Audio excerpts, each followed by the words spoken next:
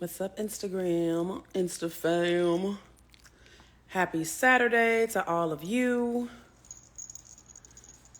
Some of you are just getting your Saturday started just like me. Some of y'all have already started your Saturdays and the day has rolled on. Just logging on to have a quick conversation about things that I've been seeing on social media over the last few weeks. And it just seems like it's getting worse. Yeah, your Saturday starting with war.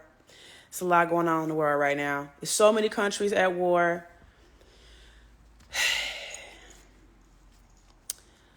We are in the end of the days, y'all. Like it is that. But I'm feeling very uncomfortable these days because, and I'm seeing this particularly amongst Black folk, right? And it's very evident to me that so many people are traumatized, but it seems like there is just this divide that's happening. And I don't like it. I don't like it at all. All of these lists that people are making and they're starting to circulate around what type of men you should date, what type of women you should date. And I mean, I've been seeing more podcasts popping up with all the toxicity around like passport bros and just all kind of derogatory shit towards women. And unfortunately, I'm seeing this come out of the Black community more than any community. And I can only speak for my community. I can't speak for white folk because I don't live that experience, so I can't talk for them. But I'm seeing these lists being shared and being circulated by Black men and women alike. And even before these lists came out, I'm seeing so many people saying, fuck men this, fuck women that, and it's just very apparent to me that any person that is carrying hatred in their heart or disdain or harboring hate or holding grudges against the opposite sex, and speaking it for if you are heterosexual, right? Because there's so many people who are single and seeking, and they're saying the dating pool is filled with P or whatever. And yet, the sex that they are attracted to, they get online and every day they choose to bash, they choose to tear down, and they choose to speak ill of that sex. You got to pick a struggle. It's either you're going to be single and seeking and looking for the people who match with you, or you're going to be single, you're not going to seek, and you are going to just sit with yourself and work on yourself. A lot of it comes from disappointment and past trauma and poor communication. Yeah, that's what I led with, is that there's a lot of people that's very traumatized, and it's extremely apparent. And it's interesting how people are okay with putting their trauma on Front Street, but they want to present it as if this is the norm. Like how they feel in their viewpoints that are coming from a trauma-informed place. This is how it's supposed to be, or this is like the standard. And it's not.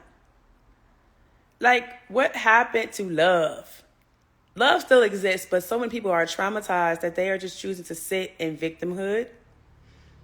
And they would rather sit with the fuck the world mentality than to actually go and do the work. I'm very proud of all of the people, no matter what gender they are, who want to be not only in love with themselves first, but they want to be in love with the world that they're choosing to live in. And when I say the world, I mean like the world that they create for themselves, because there's a lot about the world as a whole that any one person can point a finger and say, that is fucked up, right? But in the individualized experiences that we all are having, for the people who are taking responsibility of their own experience, and they're going to therapy, and they're getting the tools, and they're learning how to navigate, and they're learning how to heal so that they can live more prosperous lives and more fulfilled lives. Shouts out to y'all. And I'm in that group of people because I sit in reflection of myself daily, and I sit with myself and my emotions daily to figure out, like, am I in alignment with what the divine wants for me? Or am I out of that alignment? And if I am out of alignment, how do I get back into that space, right?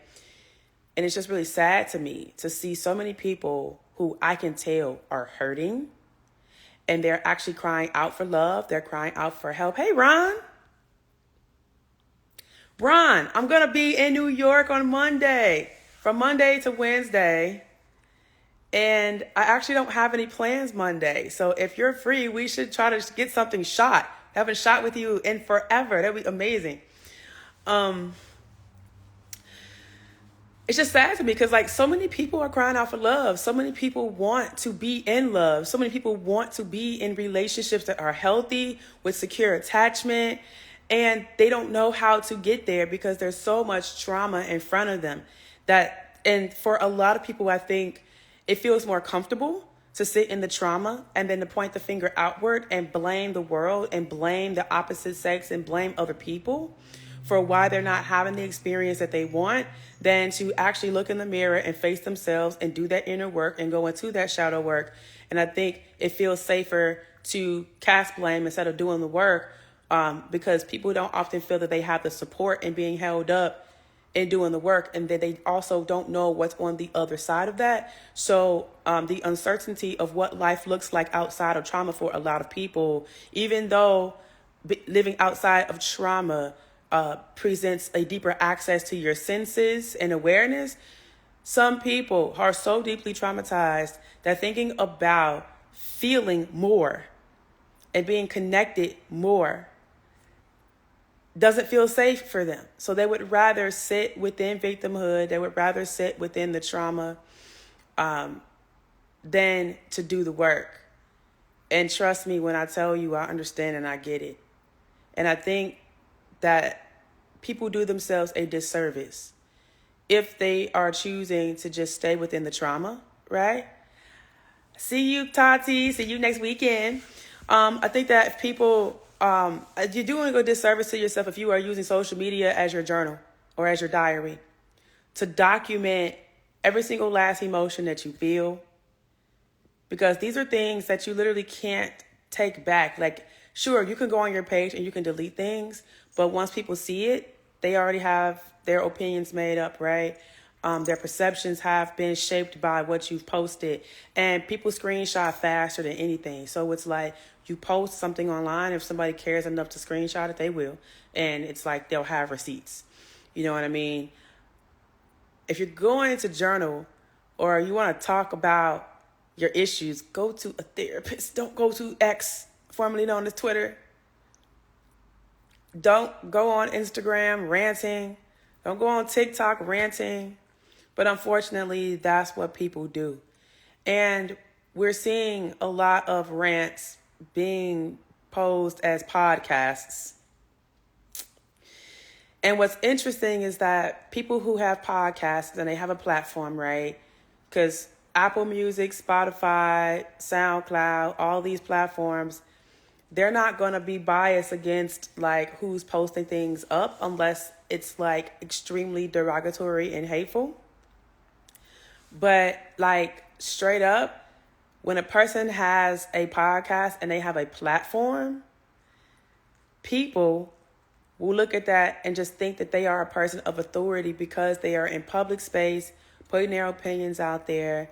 And because their opinions are posted up on Apple and on Spotify and on these reputable platforms, and then you see them going viral on social media, then people take that, they run with that, and they'll say, this person is a subject matter expert, and I should be listening to them.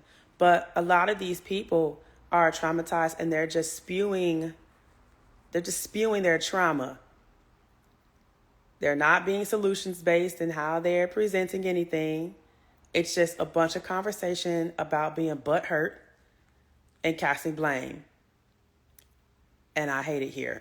Like, I really do. I don't like getting online, seeing these dumbass lists. And it's funny because, like, as somebody who started dating this year, and I have been successfully dating, and I have not fallen into, because I'm conscious about my relationships. I've entered into relationships with several people who are amazing since I started dating down here in Atlanta. And I'm always leaving myself open for the opportunity to connect with people and to also practice my own boundary setting and checking in with myself on, like, you know, what is for me and what's not. Like, I went on a date last Sunday with somebody who, like, we had great conversation, but it just did not end well for me. And I, like, little me is very proud of big me, because if that was me, like little me, I would have just tried to just make it work to appease this person. But in completely centering myself in what I need, I was like, no, this behavior and this entire thing right here is what I've said I'm no longer doing. So I need to just give this person their walking papers. Despite all that we've talked about, despite the connection that we made, I can't take this one part of this situation that feels good in the moment and say that's enough to build on a relationship. It took so much energetic and it took so much emotional and spiritual energy for me to even process that entire date while I was on it. And once that person left my space, I was like, I took a huge breath and I was like, yeah, I can't do that. And so instead of ghosting him, I respectfully sent him a voice note and let him know, like, hey, had a great time with you. Thank you for the gifts that you gave to me on our date. And I'm not going to move forward in putting any energy into developing this relationship because there were just some flags that I saw for myself and things that I just don't want to have to deal with in this relationship. And so I'm not going to block you. There's no ill feelings. I think you're a great person. It's just not for me. And just let it go. So little me is proud of big me, for real. And that, honestly, that was one of the moments for me that I would say was such a healing moment. And the more that I maintain my boundaries, the more I speak up for myself, the more I communicate, the more I censor myself, and I'm able to communicate that to others. Little me is healing. That's the work that I'm doing. And so, like, I'm seeing these lists, right? And a lot of these lists, the women that they are targeting, I'm going to be honest with you, are sexually empowered women, women who are sex workers, women who have a voice, women who have extravagant or opulent taste, women who, in my Chicago terms, ain't for none. So we're not going. Like, we have standards. We're going to stand on them. And women who people would say are leading with their masculine. These are the women that are being attacked in these lists of women not to date. And because I'm seeing stuff, the first one I saw, it said Scorpio women. I was like, well, that's funny because, like, I got a long list of people who are waiting to get to know me, who want to go on dates with me. I'm currently dating a few people. So whoever made that list was burned up by a Scorpio. And in true Scorpio fashion, I'm going to say this. If you feel burnt by a Scorpio, what did you do? What did you do? Because Scorpios just don't... Stinky boy. Oh, Theo farting. Scorpios just don't walk around with their stingers out. We don't do that. We don't just go around going pew, pew, pew, pew. You only get stung if you did something to get stung. Am I right, fellow Scorpios? Can Scorpios say amen? Because who's doing that? You know, unless you have been met with an extremely toxic Scorpio who is fucking sociopath, the average conscious Scorpio is not going around just pew, pew, pew with the stinger. Robert Golden said, this is why I only use social media for eye candy purposes. I don't use it for nothing else. Hey, man, look, use it for what you use it for. Because social media is an extension of the socializing that we do out in the real world, right? But it gives us deeper access to other cultures. It just gives us deeper access to people all around the world and not just those within our, like, neighborhood group, right? And everybody uses social media for something different. Some people use it for pure entertainment, to laugh. Some people use it to study and learn and grow. Some people use it to socialize with people of like minds. Some people use it to be incels and to be trolls. Some people use it for social marketing, for marketing their businesses and their services. Like, social media is used for so many different things. Womb Carrot Woman, hey, happy Scorpio season. Yeah. I keep getting bucket heads. What I'm doing wrong, look within. Because something about you is a bucket head. If you keep attracting bucket heads, something about you is a bucket head. And you need to look within and figure out what that is. I'm going to keep it a buck with you. Like attracts like. Hey, Bird 313 man, listen. We don't have time to waste. People like to say life is short. Life is long. And time is short. Y'all, we just said Happy New Year. I swear to God. We just said Happy New Year. And it's about to be October 31st. Time is short. Okay? Time is short. So why are we wasting time with people who we know we are not aligned with? And look, we can say that this person's not for me. We can say you don't check the boxes that I have for what I need for my life to feel like it's being complimented by the person in it, without degrading someone, without bashing someone, and with respect and with empathy. We can do that. But people are choosing just to be nasty to each other, and I don't like that. I don't like that. As a person who leads with love, and as a person who does things from the heart space, I don't like it here. I don't like where we've ended up. Birdman 5 cent and a half. Exactly. Kelly's Dreamland and Tati, I already know. Scorpios, we mind our business. Oh my God. We literally mind our business, and we're quiet for a reason. We mind our business. We're quiet. We sit in the cut because we know who we are. We know our power. We know the power that we possess. And so those of us that are conscious of that and are not here to intentionally be poisonous and spiteful, we are chilling. The only time we come out is when people want to bring us out. That's it. I just don't understand why people have so many issues with Scorpios. Sister, I thought you were supposed to be asleep. What you doing up? Bird 313 man. I said something within you is a bucket head. Because if you keep attracting bucket heads, like attracts like, that is a universal principle. I want you to understand something. None of us are impervious of being under the laws of the universe. Universal principles apply to everybody. Doesn't matter your age, your ethnicity, your religion, your beliefs. Universal principle is universal. And like attracts like is one. So if in your lived experience that you are creating for yourself, if you are only attracting a thing that you do not want, you say you don't want it, but if you're attracting that, then that means that that's what's imprinted upon your subconscious mind. So there's a story somewhere within your consciousness, a script that is running that is saying that this is what you want, and that's why you're attracting that. That's why I'm saying there is something within you that is buckethead energy that's attracting bucket heads. You got to go within and figure out what that is.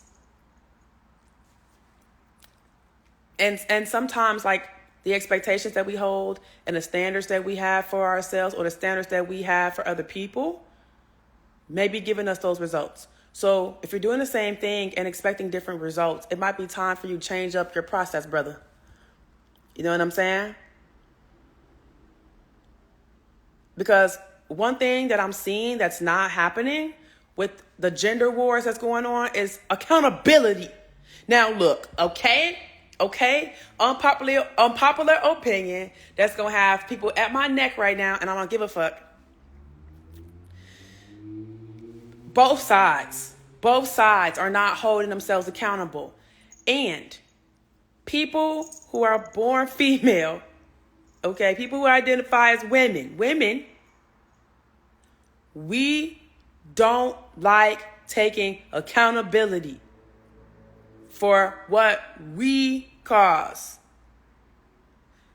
Somewhere within societal programming, it has been ingrained in us that we don't have to take accountability. And that's a huge part of the problem.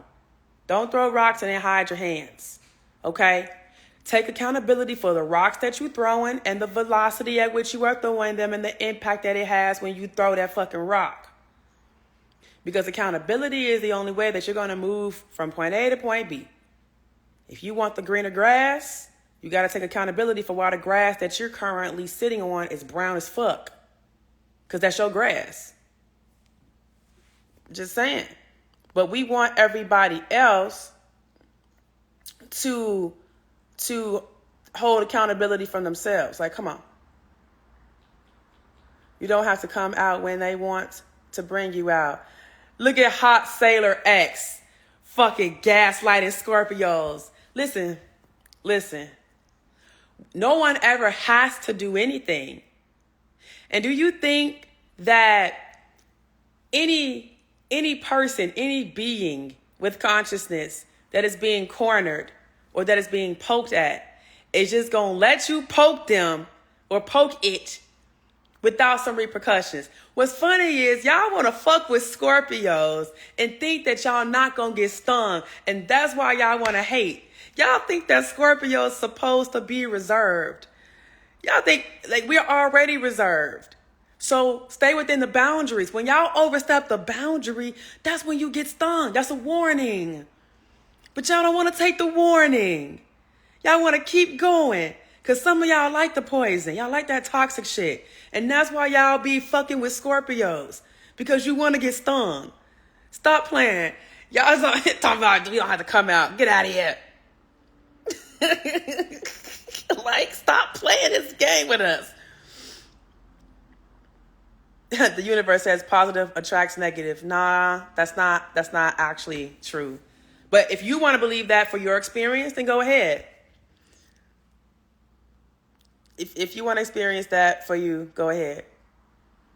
Tati says, you're right. LOL, I had to learn to take accountability. Definitely didn't come natural to me until recently. It doesn't. I'm really trying to figure this out. And I need to do some research around this because I'm trying to figure out where that programming comes from for us as female identifying folk. This is like, it almost seems like it's an embedded thing. And I know it's not embedded. I know that it's learned. And maybe this is a result of patriarchy. I'm just trying to figure out how. Like, I'm trying to figure out how we got here in this space where, like, as women, we do not take accountability. Everything always kind of, it's like, patriarchy. That's always the answer, like patriarchy. But if we all hold ourselves accountable for the experiences that we are creating, we'll be in a better place. And I think one of the reasons why we don't hold ourselves accountable for the things that may cause harm, the things that feel unsavory, the ways in which we've showed up that we're not empathetic, that we're not compassionate, is because we don't want to look like the bad person, right? We don't want to look like an abuser. We don't want to look toxic, right? And truth of the matter is, we all do things that may not be coming from a space of love, that may potentially cause harm to others. That's the truth. And you know how we rectify that? By holding ourselves accountable and by going through the restorative process. And for a lot of us, we don't want to do that work because, again, we go into self-loathing. We go into self-harm by speaking ill of ourselves, you know, and we don't have to do that. You don't have to beat up on yourself simply because you did something that was out of alignment with love. You return to love by changing your mind, by changing your behaviors, and by practicing mindfulness going forward. That's it. I'm going to tell you, when I started practicing mindfulness, it's helped in so many of my relationships, and it's helped me with the internal guilt that I've felt as a people-pleasing person when it comes to giving people their walking papers or walking away from situations or walking away from things that just don't serve me. I'm saying, hey, Stagnito, thank you for the compliment on my teeth. Shouts out to Top Tier Teeth for my recent whitening treatment. And these are my natural teeth, y'all. No veneers. Oh my God. Hey, Stagnito. Oh, please don't bring Drake in a conversation about Scorpios. I don't claim him.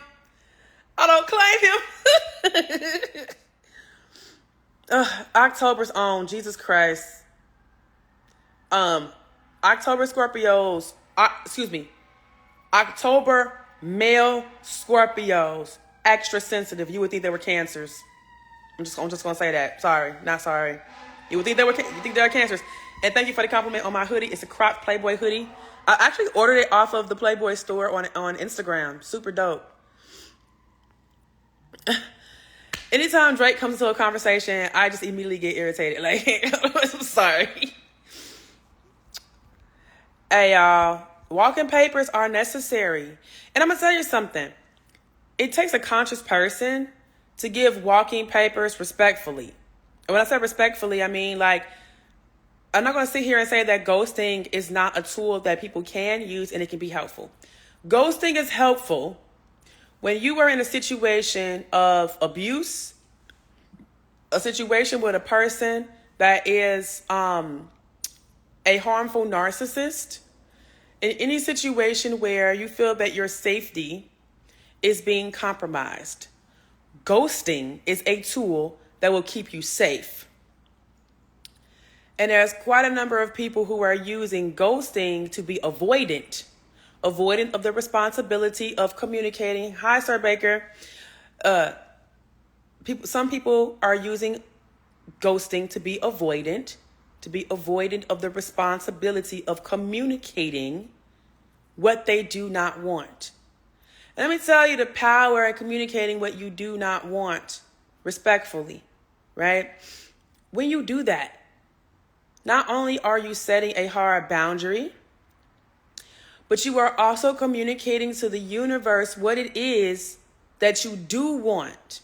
Because when you know what you don't want, you know what you do want. So the more you stand 10 toes down on what you don't want and you communicate that, and you end those relationships with respect and with love, then you'll have that person's respect. They might not like it. They might not feel good about the fact that they were given walking papers. But if you can respectfully decline, you move on. And whatever your boundaries are, they are your boundaries. Okay? Doesn't matter if the other person doesn't like it. I'm very sensitive to energy, and I'm very sensitive. I read into things, like things people say, and then the energy behind their words. Like, there was one guy who gave him my number. We hadn't really had a lot of conversation, but I was willing to at least like meet with him in person and like have a conversation and get to know each other and stuff like that. And a week went by, I didn't hear from him, and he claimed that he left his phone at work and didn't want to go get his phone and decided to leave it at work over the weekend, which to me was like kind of like a flag, because I'm like, as attached as we all are to our phones, either you have two phones and you didn't care about that one, or like, what? So even like thinking about future partnership, right? I'm like, that's a flag for me, because what up, Tabs? Because if you're so okay with leaving your mode of communication somewhere, and then I don't have any access to even talk to you or know if you're okay or anything like that, that doesn't sit well with me and my anxiety. Okay? So that was first flag. Second flag was, I made a request because we were going to be going out pretty late in the evening, especially after a long work day for me. And I made a request that he book something that's not more than 20, 25 minutes for me to have to drive. Because one thing that he didn't know, and if he actually talked to me, he would have known, is that if I am tired, if I am sleepy, and then if I decide to drink and I'm more than 25 minutes from home, that puts me in a position to potentially fall asleep on the road, and I am not going to put my safety in danger. So I want to be closer to home than not. So this person was like, so I made the request, and he's like, okay. And I was like, is that a problem? And then he wrote back, I was going to book something on the north side, but whatever. So now in my mind, I'm like, okay, number one, you didn't ask me about like food preferences, allergies, anything like that. You also didn't keep in mind or even consider where I live, because I told you what neighborhood I live in, and it's nowhere near north. And you didn't consider like any of the factors that I would be dealing with in leaving my house to come on this date with you, a stranger, at this time of night, and the time of night was like 8:30. But by the time we would get done with the date, it might be 11. And that's actually my bedtime. And my energy starts to slope down around that time, So there was no conversations about these nuances at all. And so I don't like, but whatever. Because what that tells me is that you're not honoring the requests that I've made. You don't even care to ask me about them. So I respectfully gave him his walking papers. I said, your messaging sounds very dismissive, and I really don't like your tone. So I'm going to decline your offer to go out on a date, but take care. And then just proceeded to block that person's number. Because I don't want you having any more contact with me whatsoever. And again, little me, proud of big me. So, whatever your boundaries are, stand 10 toes down on them. And it doesn't matter if that person understands or not, because if that person did not have the decency to at least ask you questions about the things that you're requesting and why you're requesting them, then keep moving. And there's so many people in this world. And for heterosexual men, I'm like, yo, you got 10 to 12 women to one of y'all. So I'm not understanding why. Well, no, let me take that back before I say it, because I do understand why y'all struggling out here. I understand. The real Mijo, what up? Okay, so I am a woman that dates women as well, right? And after going through, and I took a break from Facebook dating. I said, pause this shit. Okay? I understand why y'all having issues. Let me tell you something. One thing I am not in the dating process for, say hi to Dio. Say hi to Dio. Say hi, baby. Hi. One thing I'm not in the dating process for is to fund anybody's lifestyle. Okay? And I feel for y'all brothers, because, and this might get me, stabbed, because, everybody's against men right now, but I'm not. I love men, and I don't always like how some of y'all think. And I try to stay away from those men as much as possible. I surround myself, Jesus, I was two people. I surround myself around sane men. Men who are conscious, men who have my safety in mind, and men who are doing the inner work, okay? So, boom. As a woman who dates women, I feel for y'all brothers, because there's so much on y'all as far as the expectation to provide out of the gate. On these profiles, these women be like, oh, let's take vacations. Let's go on shopping dates. I'm passport ready. Ready for dinner dates. Fine dining only. I'm like, bitch, wait. No, I'm doing that for myself. Now, I'm not out the gate about to take no woman on a vacation. Are you kidding me? Are you kidding me? The only woman I'm taking on vacation is my twin sister, or my mom, or my best friends, like people I have established relationships with. But out the gate, you're expecting shopping trips and spa days and vacations and 5-star dining. Like, sis, we can't start at Starbucks. Like, we can't start with we can't start with like a lunch date in the park where we both bring our favorite things and we share them with each other, which I think is a cute way to get to know people, right? I love like lunch in the park, and I got all the fixings for it. You know what I mean? Like the setup. So there's this heavy expectation to spend, and then that list that came out around like unacceptable first dates. Lord, what's wrong with Cheesecake Factory, y'all? Can somebody explain to me what's wrong with Cheesecake Factory? I'm going to say this. I do not particularly care for, right, coffee dates were on the list. And I'm going to say this, right? I made a status on Twitter during the pandemic that I didn't want to do a coffee date because this was during the pandemic when everything was shut down. And I was like, if you want to have coffee and talk, we can do FaceTime and coffee and talk. I'm not risking my life to go out in the field world for no damn coffee. That's what pissed me off. However, in post-pandemic, we still have COVID, but in post-pandemic, I'm okay with a coffee date because it's inexpensive. I love a chai tea latte, and the coffee shop is quiet enough for me to hear what you're saying. And my mouth is not being stuffed with food to where then I have to feel like I'm competing against enjoying my meal and having to talk to you. I can sip and talk and not have the risk of choking on my steak or lobster or pasta, whatever I plan to get. Right, like, yeah, Tabs, I feel you. That list was ridiculous to me. Like, first and foremost, like the sporting one. They said, like, going to a sporting event is not a good first date.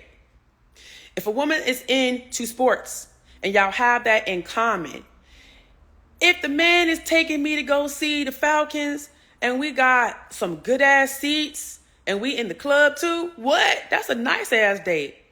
And we go to dinner afterwards or whatever, or we go whatever afterwards. Like shit, tailgating? That'd be fun as fuck. Are you kidding me? Like going to a ball, like going to baseball, football, whatever. Like I'm just a live, like action person. So I like live events.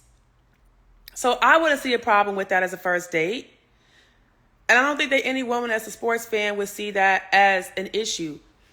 Now, it's an issue when that's proposed as a first date and that woman's not into sports and she doesn't like sports and you just are you want to go to the game and you also want to spend time with this person, but you're at the game and actually not engaging with that person. Like, okay, that's an issue.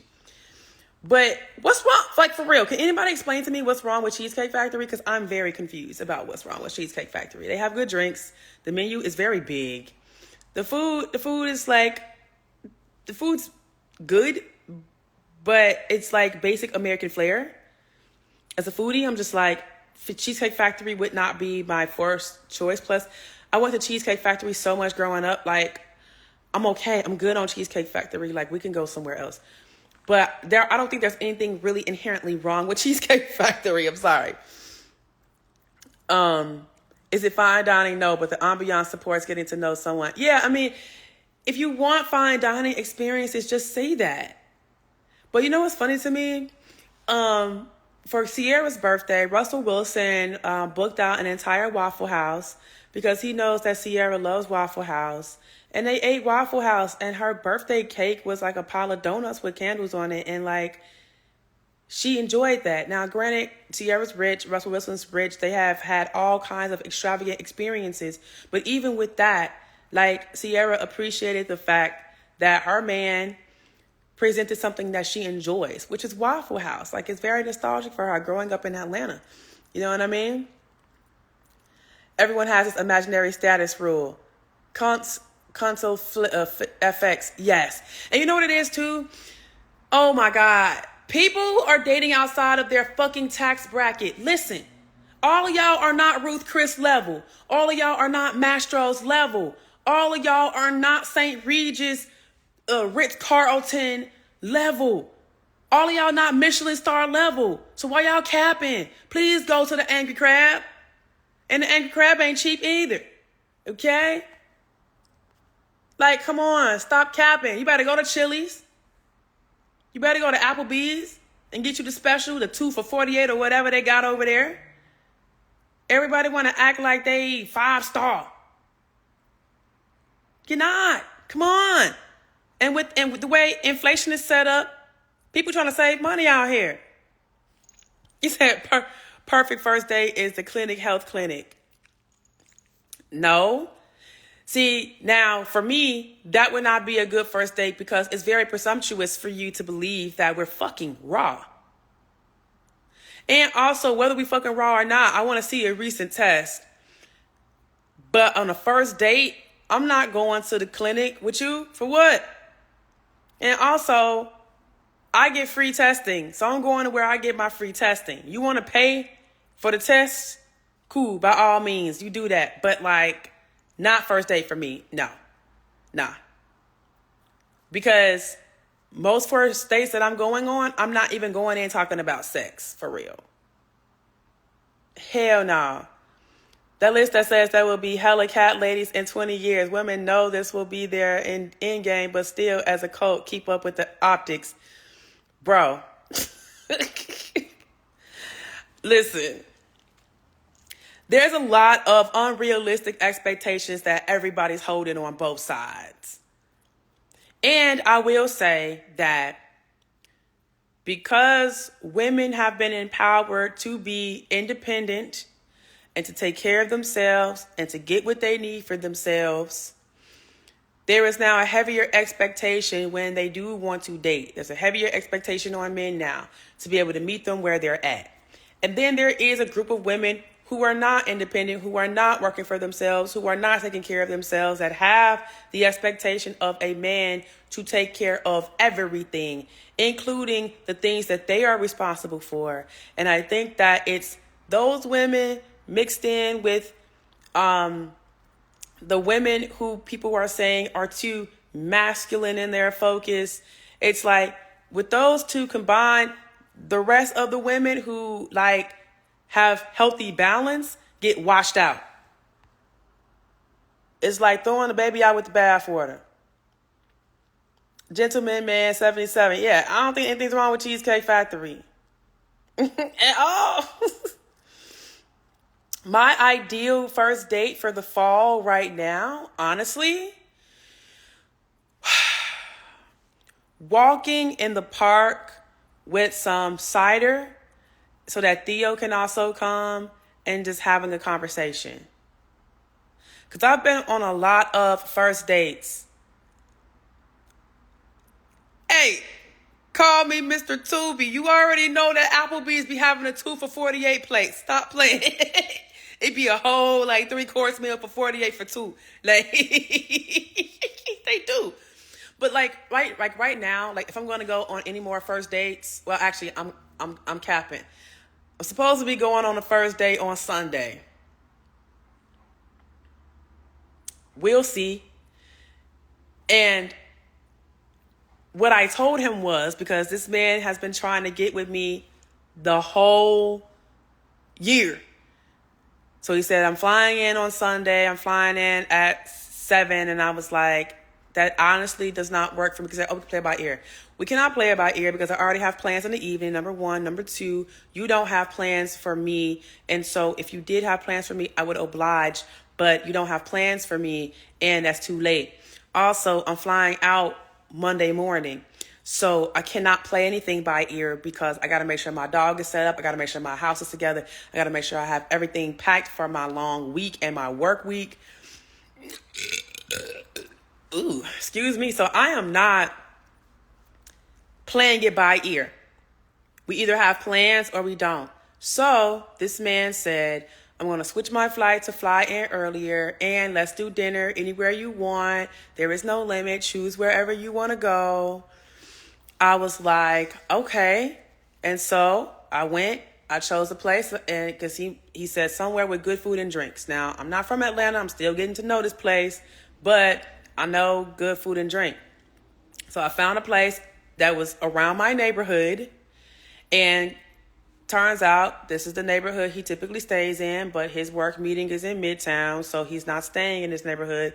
But he was like, this is a great choice. So then he said, okay, my flight is landing at this time. It's 6 o'clock. Good. I said, okay, cool. So we'll actually see if there's a follow through with this. And it's okay either way for me because I already have plans Sunday night anyway. So first date for me though, like outside of somebody else planning something, like, cause if the man says, let's do this, and I think it's a good idea, then I'm going to go along with it. But if I'm choosing a first date right now, because I understand that during this time in the fall, it's holiday season and everyone wants to like kind of save their money for Thanksgiving, Christmas, New Year's, park date, it's free. And I can get my own chai tea latte or apple spice, whatever, like just something warm. And the reason why I say the park is because being from a place where 4 seasons are experienced, I really love seeing the changes of the colors of the trees. And I love trees. I love nature generally. And I like taking walks when it's like cool fall air. So being able to wear like a hoodie and my Uggs and like, I just love it so much. And so I just think that would be a great thing to do. And then also it gives us time to be able to talk without loud music playing and all that, without a bunch of eyes on us. Like people are in the park doing their thing, but like people are minding their business. And then we're surrounded by the protection of trees and also getting that extra oxygen and being able to ground ourselves. Like, I love that. One of my favorite first dates was in the park and with Theo. And me and that man spent like 4 hours in the park. And we gave each other massages and Reiki sitting on a park bench, which to me was amazing. And like, we literally are partnered right now, which is great. Would you ever go on Fresh and Fit? Hell no. Or any Red Pill podcast and debate these things? No, because I'm not debating with niggas who are already posed to be the ops.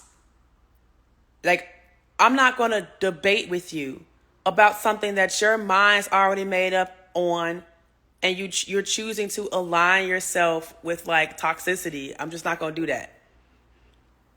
And also, what's the solution in any of that? You know what I mean? Like how is this going to move us forward? Fresh and Fit, didn't they get de-platformed on YouTube? After how long do you think it's okay to bring up sex talk in a date? So this the thing, right? It's person to person and it's chemistry. I think that sex should be brought up like within the first month of talking to somebody, because let's be clear here. If you're attracted to somebody, sex is something that, and if you are attracted to somebody and you're sexually active, sex is something that is a part of your determining factors around if you want to be with this person casually, romantically, long-term committed. I mean, come on. So, like, for instance, there's somebody that I started dating a few months ago from Instagram. Like, they've been an Instagram follower of mine, and we've been on several dates now, and we're just now in the process of approaching the topic of sex. And I appreciate him because he was like, I didn't want to come out the gate talking about that with you because I know that a lot of men are doing that. And I was like, thank you. Thank you.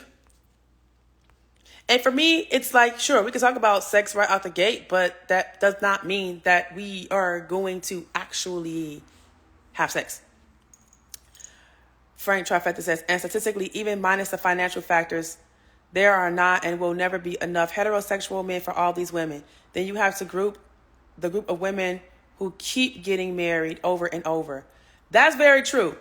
Like, if we look at it statistically, y'all, especially if you're a black woman wanting to date a black man, statistically, chances are not as high.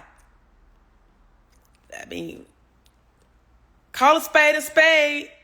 This is why I date women too. For real. For the record, I think you'd embarrass them. I don't know what that means, but okay. Y'all won't gracefully bow out and make way for other women who haven't been married. This is all about optics, sadly. I mean, man, I don't think we talk about that enough. Like this, the serial monogamists or the serial matrimonialists. I don't even know if that's a word, but the ones who date to marry and they marry and divorce, like, and not every woman wants to be married. And I think if anything, what the average woman wants more than just a ring is the promise of commitment. And so marriage and being legally bound to each other in the minds of many is the promise of commitment. And what I know for a fact is that having a ring and having a license is not a promise of commitment. That is that person's personal choice to remain committed to whatever relationship contract these two people decide upon. Like, it's a choice. Because with or without that paper or that ring, people gonna do what they want to do in relationships. OG Scuba, what up?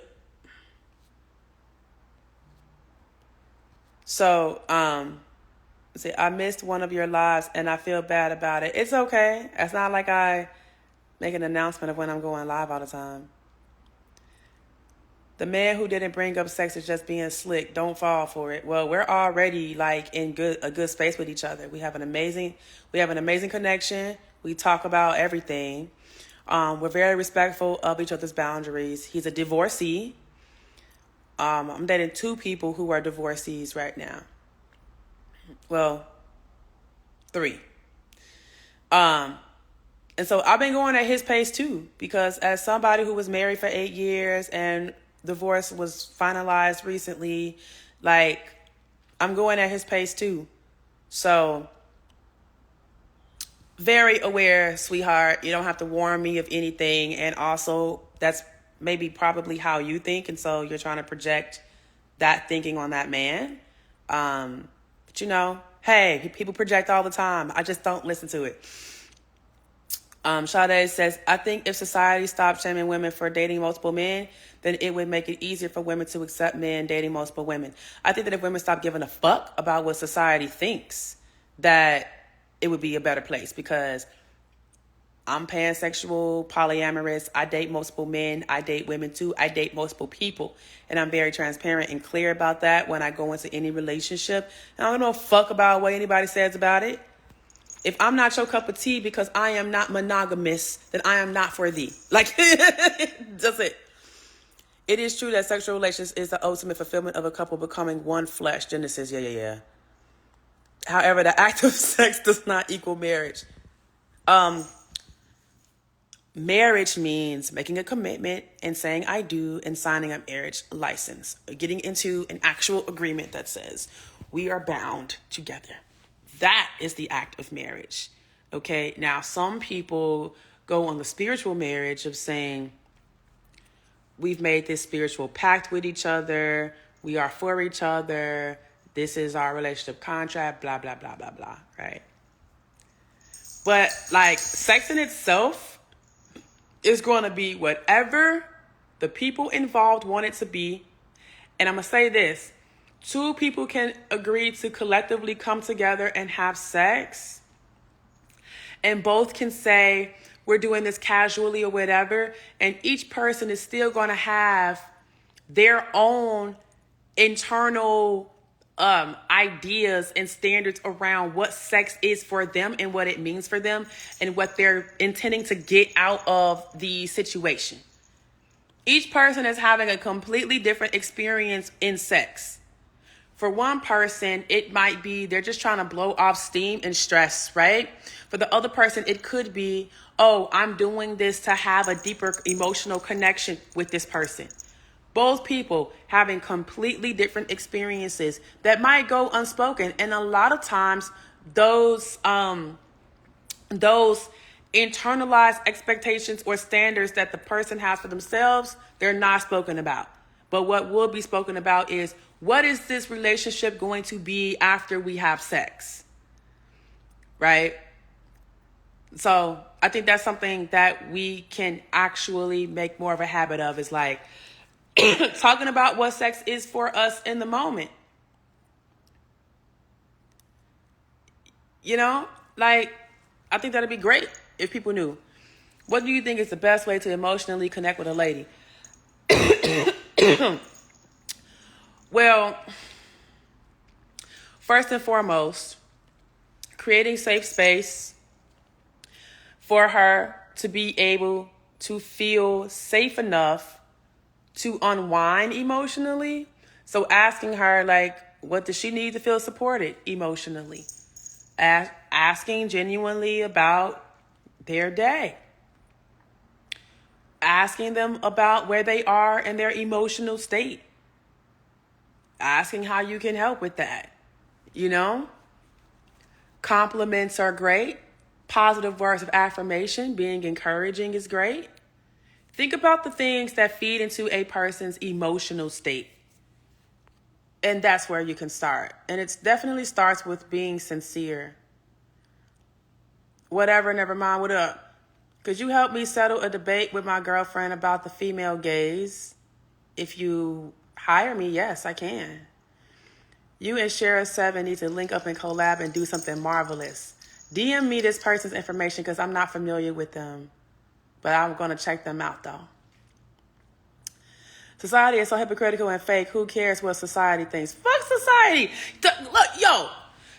I sit and I look at this every day and I'm like, ooh, people are so fucking fickle. People are fickle because they'll love you one day and hate you the next. So why do you care what society as a whole cares about? You know what I care about? I care about how I feel when I go to sleep and when I wake up. That's what I care about. Am I happy with myself when I wake up in the morning? Am I happy with the things that I've done in the day when I go to sleep at night? Society not laying down in bed with me. It's just me and Theo and my unicorns. Society not helping me navigate through life as a black woman. Society is not creating my experience for me. I'm doing that. So why the fuck do I care what society thinks? People look at me and be like, oh my God, I want to live your life. You want to live the life that I live? Let me tell you what you got to do. What's up, Hook Senpai? And don't ever forget that you fine. Period. I'm not here to live for other people. I'm here to live my life for me and live my best life. And only I am in control of my experience, nobody else. And if you give that power to society, you are literally giving up your personal power. Why would you do that? Why would a God choose to put their creations and their experience in the hands of mere mortals? Why would you do that? That's like God coming down from the ethers and being like, all right, humans, y'all got it. The fuck? I would never. Yes, marriage is a business contract when we talk about the legal ramifications of marriage. What is sex to you as a poly woman? Whatever makes me feel good. And I'm also a kinkster, so kink is a part of that. Like, I had sex last night with no penetration, though. I had sex at a private event that I was hosting, and it was amazing. Sex looks like a lot of things for me. Does body count matter to you as a poly woman? Body count never mattered to me. So I started having sex with partners at 19, right? And after my 5th partner, I was like, ooh, dick is easy to catch. I was like, this body count thing is a farce. Body count was created to police the sexual interactions of women and to police women's bodies, because sex is very easy for us to get. It is. I'm telling you, I was like, whoa. So I don't know how many partners I have had sex with over the course of my sexual life is definitely out of the 2 digits. I'll tell you that.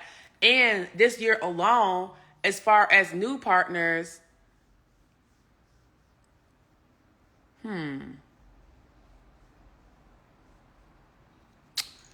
this year alone, including new partners, I think I've probably had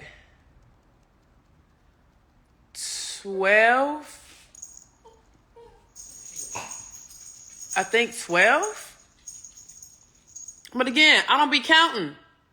The only thing that I count is like who I've had sex with and their status. That's what I care more about is my health status. So I'll keep up with people based on monitoring my health. And I have to say, like, my sexual network is very healthy. That's all I care about. And your sexual network is made up of the people you have sex with and who they have sex with. Right? So, yeah, it's definitely in the 3-figure mark. I don't care. Like, it's funny to me because one of my friends was like, why didn't I know that you were this much of a freak? She was like, what the fuck? I was like, girl, you've known me for so long and you have no idea. I was like, I am very covert with the things that I do. Because honestly, I'm not a kiss and tell kind of person. I might talk about my experiences, but I'm not the kind of person that's going to go on the internet and be like, I had sex with so-and-so last night. Like, I'm not going to do that. I remember one time I went on a podcast in Nigeria and they were like, can we go through your DMs and see who's like at you? And I'm like, thank God nobody been at me lately because I really don't want them to know who I be fucking with. I'm like, it's just not my cup of tea to be the person going out in the world and being like, yeah, I fucked this person, that person. Now, I will write an anthology of my sexual experiences because my stories are pretty epic, but you will not see names in that book. The identities of people will be skewed. And as a creative writer, it's like, if you read between the lines, you might be able to figure out who's being alluded to. And again, I will not confirm nor deny. And also, I ain't trying to get hit with no lawsuits. Are you kidding me? And I also don't think that it's cute to build a platform off of the backs of people who you fucked. It's just not my cup of tea. How do you keep track of your sexual network? Sounds like a lot of work. Talking to people, writing down names and dates and all of that stuff. Like, maybe I have ADHD. I don't know. But the way that my brain works is I'm able to keep up with all of my partners. And like, I'm literally going through my phone weekly, checking on everybody. At the best that I can, checking on everybody at some point in time. So yes, I know who I've had sex with this month. Like, I just keep up with it. And for a lot of people, it would be a lot of work, and that's why they choose to be monogamous. Trust me, I get it. Because it is a lot of work. How do you broach the subject of entering a sexual relationship with a new partner, or how do you prefer to be approached as a woman? Well, again, it's person to person because each person that I date, this is going to be different. So for instance, right, I'm dating a woman right now and we just went on our 4th date and we spent all of yesterday together recovering from a massive hangover. Her and I have not talked about sex yet at all. She's mentioned that she's had some dreams and we've talked about kissing, but we haven't talked about sex yet. So, and we're going at each other's pacing. And she's also married. So she's poly and biromantic. So when we get to that point of talking about sex, then it's going to be a full-on conversation where that's where like hashing out everything. Then there are some partners who like the chemistry is really high and we talk about sex like within the first conversation. And in that, we're talking about who we engage with as far as genders. Because I'm poly and I don't mind dating men who are bi. So I want to know if you are having sex with men so that way, again, I know how to protect myself. We talk about contraception. We talk about testing results. We talk about other partners that we're having sex with. And then we talk about boundaries and preferences, right? And I always mention that I'm kinky because for me, again, kink is sex and we can have a kinky moment and there's no penetration and that's just as satisfying for me. That's maturity and the ability to talk but not say much, but neither lie. Yeah, like we're not lying about anything. Like we just haven't gotten to that point where we're talking about sex yet. And then there's like another guy who's a divorcee that I'm talking to, two divorcees I'm talking to. And with both of these men, with the one, we haven't talked about sex in the months that we've been dating. And we're at that point now. And we're probably going to play a game to start the conversation. And then with this other person, again, I'm going at people's paces. With this other person, the most that we've talked about is cuddling. And then when we cuddled, we got a little hot and heavy with petting, And so from there, we've just been talking about sex as conversations come up. So I've been spoon feeding him stuff. He's a Scorpio too, but also a church boy. And I feel and he laughs at me when I say that because I know that he has this deeper sexual side. But when a person says penis and not dick, for me, I'm just let me take it slow with you. Let me take it slow with you. If the person is married, do you make it a point in making the spouse isn't in the dark about a date or sexual relationship? That's her responsibility, not mine. She's the married one. What's up, John? She's the married one, so it's her responsibility to communicate with her partner, and she does. While she was over here yesterday, she was checking in with him and everything. So, yeah, they have their relationship down packed as far as, what's required in communicating when she's dating. And I don't date him. I'm dating her. And we won't share him. Me and him, we share her. That's how that works. As a coach, what would you tell your client if they'd ask what's the easiest way to bet a woman since you said D is easy to catch on your side? Well, I'm not going to go into that because you're asking me to do work. And so if you do want to have my advice on that as a coach, then that is a conversation within a session. And also, I'll just say this generally, as a coach, right? If you are a man that is seeking to enter into healthy, conscious, consensual, sexual relationships with women, then what I am going to do is talk to you about the person you are, get an idea for your personality, get an idea for your dating history, and then we'll go from there, and then I'll be able to advise you on how to do this respectfully. But I just cannot tell you right now what that is because we're not in a session and you're not paying me for that. But generally, that's my process. Sit down, get to know you, get to know your dating history, get to know who you're dating right now, and then we'll talk about communication styles and then how to approach that. I like playing games. Yes, I have card games that ignite conversations around sex. And I just think that that's such a fun way to talk about sex. I love games, board games, card games, sporting games. The date that I went on Sunday, this man was talking so much shit. Now, y'all, I don't talk shit. Nope. Not gonna do it. Not gonna talk shit. You wanna know why? Because I'm about that action.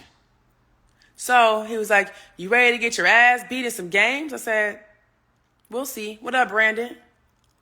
I was like, we'll see. I was like, let's go play shootout.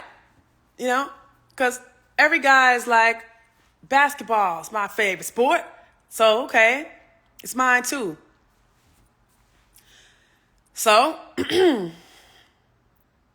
went and played shootout. And I beat this man 8 times, like disrespectfully. He made every excuse in the book. The game is rigged. I only got 2 balls. It's based on speed. Well, sir, if it is based on speed, then that means that I'm faster than you. And I'm low-key competitive. I'm not going to talk shit. I'm just going to show up.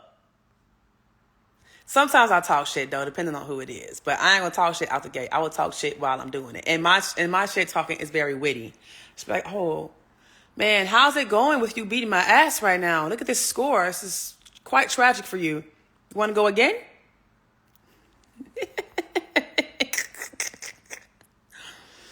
Whatever, never mind. Have a good day at work. But yeah,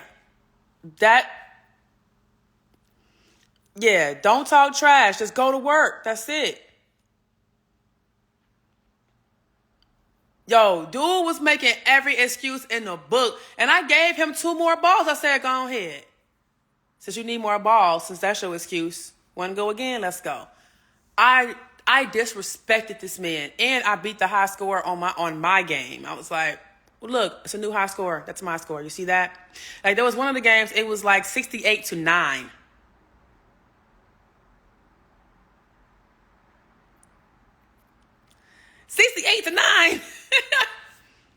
It's okay. And once I'm warmed up in my jump shot, it's swish. Like, I do not reveal all the tricks up my sleeve. Anytime I go on a date with a man and we play games and he's talking shit and he's also trying to put a wager on it, he's trying to put a bet on it, especially if it's like a drinking bet, they get fucked up every time. Every time.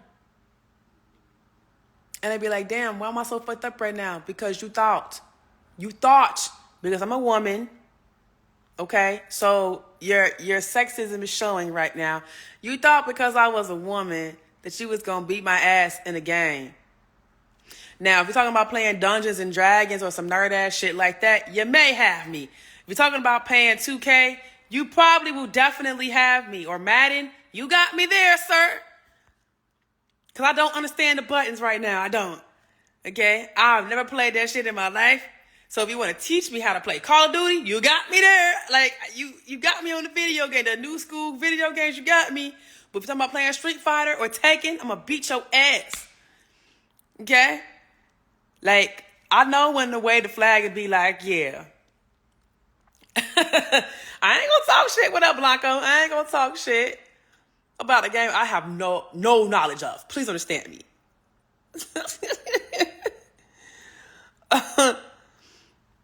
Please understand. Why do you think people ghost during talking stage even when the chemistry was okay?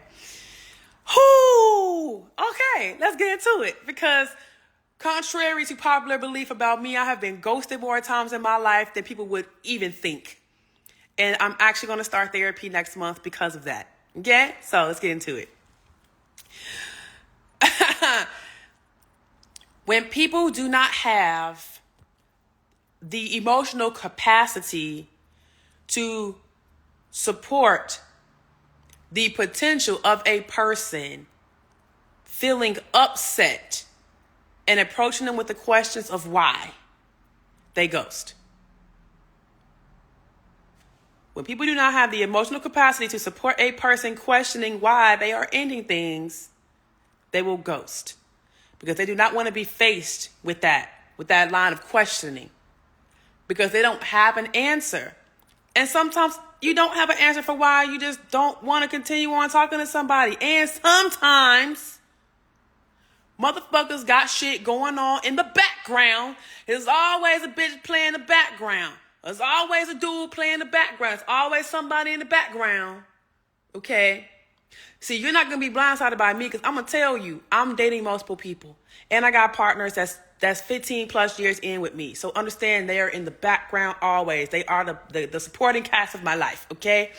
But for these people operating in a monogamous space, it's always somebody that's been around for 7+ years that's playing the sidelines and waiting to get called back into the game.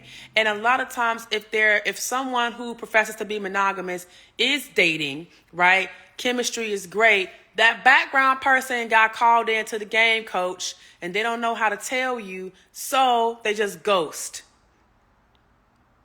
That is a very common scenario, okay?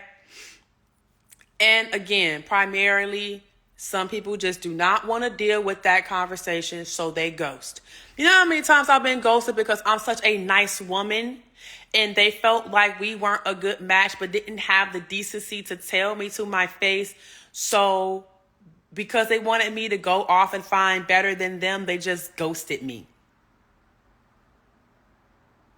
That's happened to me so many times, mostly in my 20s.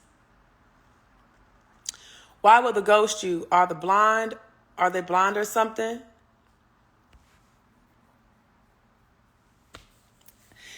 I'm going to say that yes, they are blind. Blind in the form of being ignorant. And when I say being ignorant is that they have not done enough research on me. What up, Makudi? They have not done enough research on me to understand the kind of person that I am and the emotional capacity that I have and the mindfulness that I practice, to be able to handle a straight up conversation. And so because they are operating in a space with me in the same way that they operate with every other woman who they date, then they're going to treat me the same way in ghosting me because they are cowardice and they don't have the capacity to hold space for the conversation one-to-one. They don't have the maturity until they choose to ghost. And yes, I can write an article about this because, dog, I have been ghosted so many times. And I remember this one time, it was this one person who I was kicking it with for damn near a year and even taking care of him because, like, he didn't ask me to do that, but this is just kind of the person that I am. He had sickle cell anemia and he fell into the hospital a few times, and I would go and, like, visit him to keep him, like, in emotional, like, just highs and, like, cook for him and stuff like that. And ended up ghosting me, and I used to cry about this, like, practically every day because I was like, what the fuck did I do? And then one day went and Googled him and found out that he had a baby because I found the baby registry. And then one day randomly on Cinco de Mayo, this man calls me and I was like, bruh. He was like, nigga. And I was like, where the fuck have you been? And then he explained everything. I was like, you had me up here crying for a whole fucking year. Now, granted, he ain't had me crying. I chose to cry because that's how I processed my emotions at that time. So he didn't do that. I did that. But I'm like, I was over here crying for a whole year thinking I had did something wrong or thought you died or something. And you sat up here and ghosted me? Look at Theo. He was just asleep. Every time I say his name, he want to wake up. So, yeah.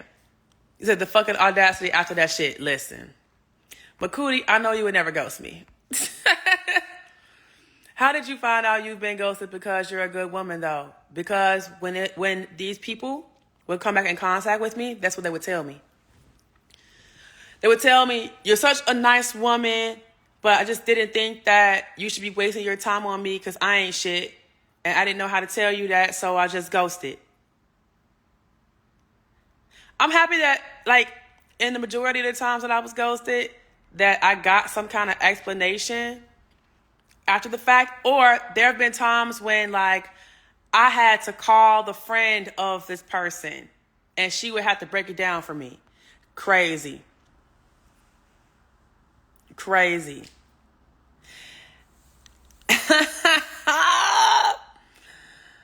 Yo. All right, Kevin, got you.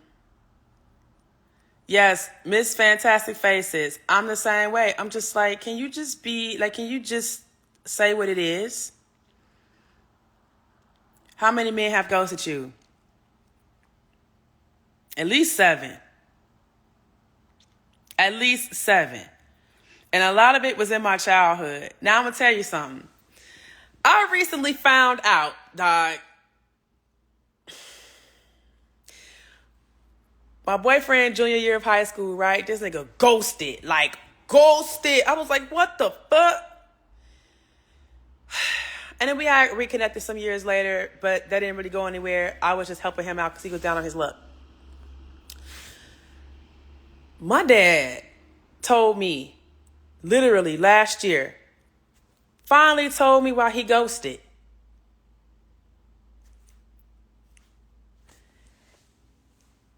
Now, this person was a delinquent. I can't even hold you. This person was vice lord, so he was not running with the right people. And so he called my dad from jail one day, asking my dad to bail him out. Now, I didn't know none of this, okay? Called my dad, asking him to bail him out. And my dad told him, so you know what's going to happen after this, right? It was like, first and foremost, the audacity of you, nigga, to call me and ask me to bail you out of jail. You're not my son, and I don't know you like that. And you're going to stay away from my daughter. And if you don't, you already know what's coming for you. And that's why he ghosted. I said, damn, protection. Appreciate you, Dad. So they don't have the depth of to confront you. Wow, have you dated a black British guy? I have not dated a black British guy, and I would not be opposed to it. I have dated Nigerians.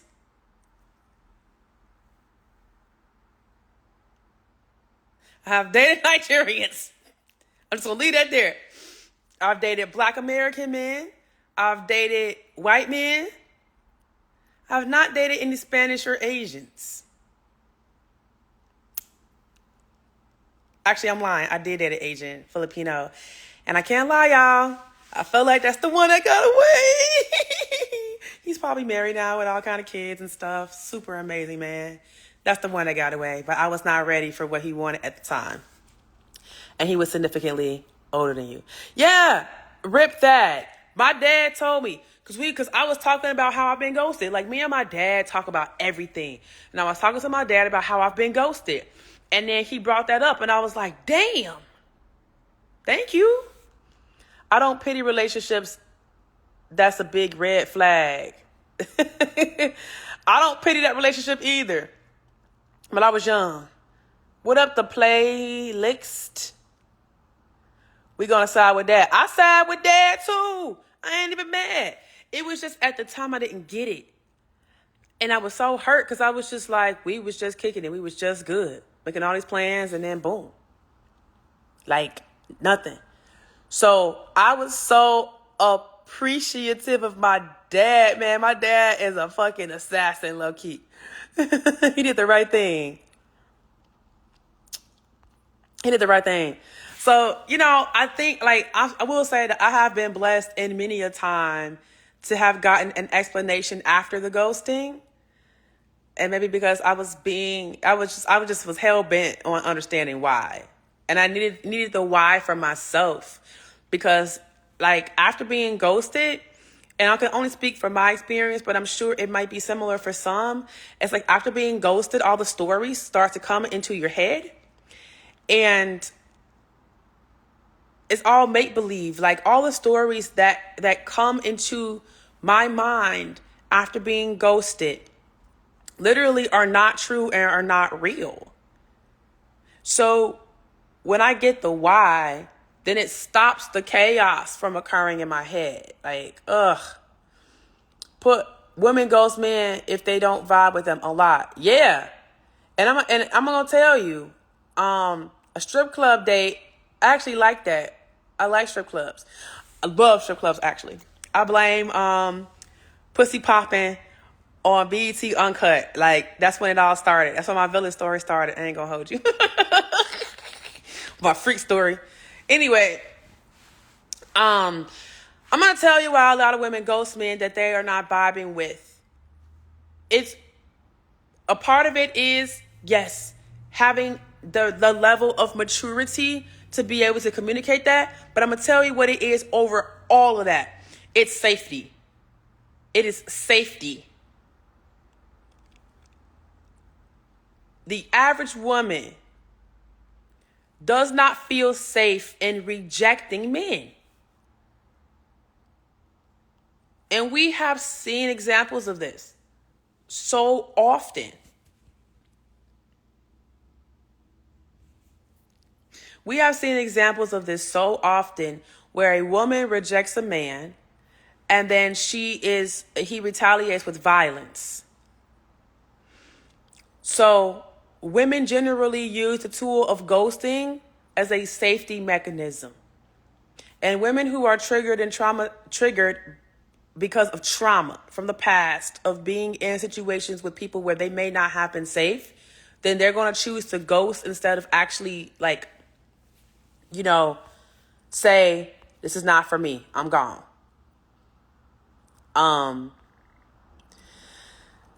So, and again, I think that all people, no matter the gender, like we should have the maturity and the tools to be able to navigate healthy conversations around separating when things aren't working out. And on both ends, if people are ghosting, and I said this earlier, if ghosting is being used as a safety mechanism, it's fine. But if ghosting is being used to be avoidant because a person doesn't have the tools to have a mature conversation, then, and also let's be clear here. Safety is layered, emotional safety and physical safety. So sometimes people don't feel emotionally safe to have a conversation because they don't know what kind of retaliation will come after that, whether it would be verbal or physical. So emotional safety is also a reason why some may ghost. And that's warranted.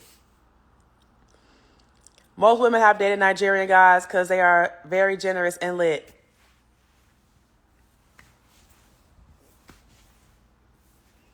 That part, I am going to confirm. I am going to confirm that they are generous and they are very lit. And in the cases where I've had sex with the Nigerian men that I've dated, the sex has been fire.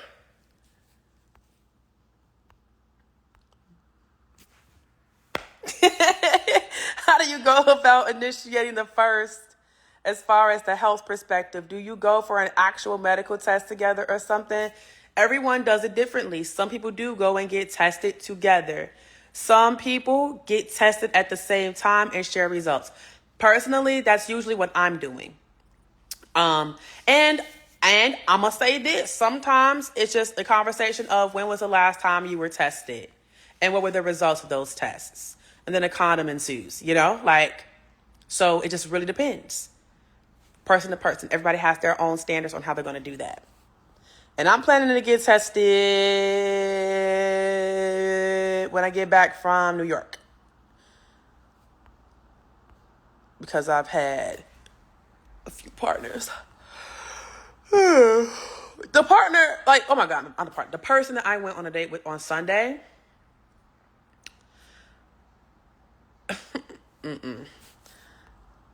Was talking about going to get tested together because he wanted to have raw sex. And I said, so I'm at my raw sex quota at this point in time. I already have the number of partners that I'm barrier free with, and I'm not intending to add another one. Just being straight up. I have enough raw sex partners. I'm not adding more at all. Oh yeah, you did take me to the strip club, Makudi. I remember that. Hi, baby. Thank you for my kissy. And for boy, can you please sit down? Why are you like this? What are you doing? Theo, why are you on my chest? What?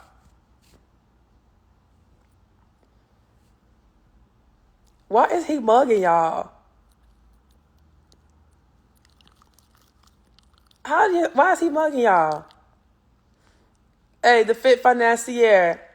Go to any parties where it's Afro beats. It finds you a Nigerian. Girl, just wear your best. Wear your best. Be cute. Shake a little ass. And go find you a Nigerian. Oh my God. Get your butt out my face.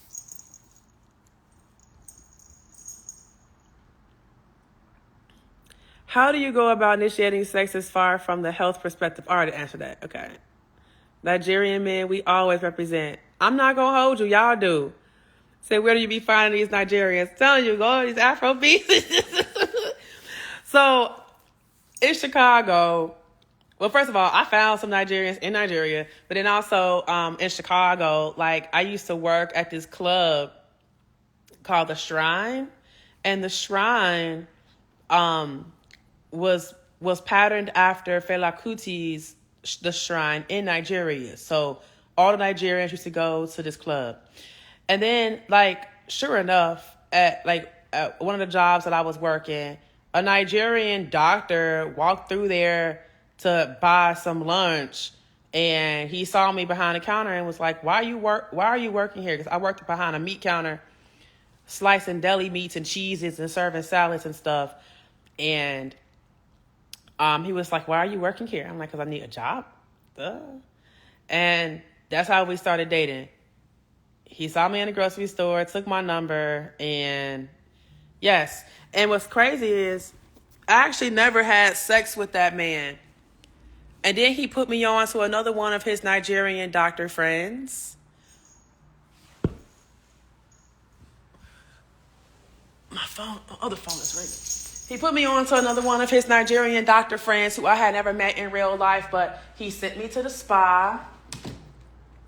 And he also, like, gave me money to travel and stuff like that. Like, so somebody asked, define generous.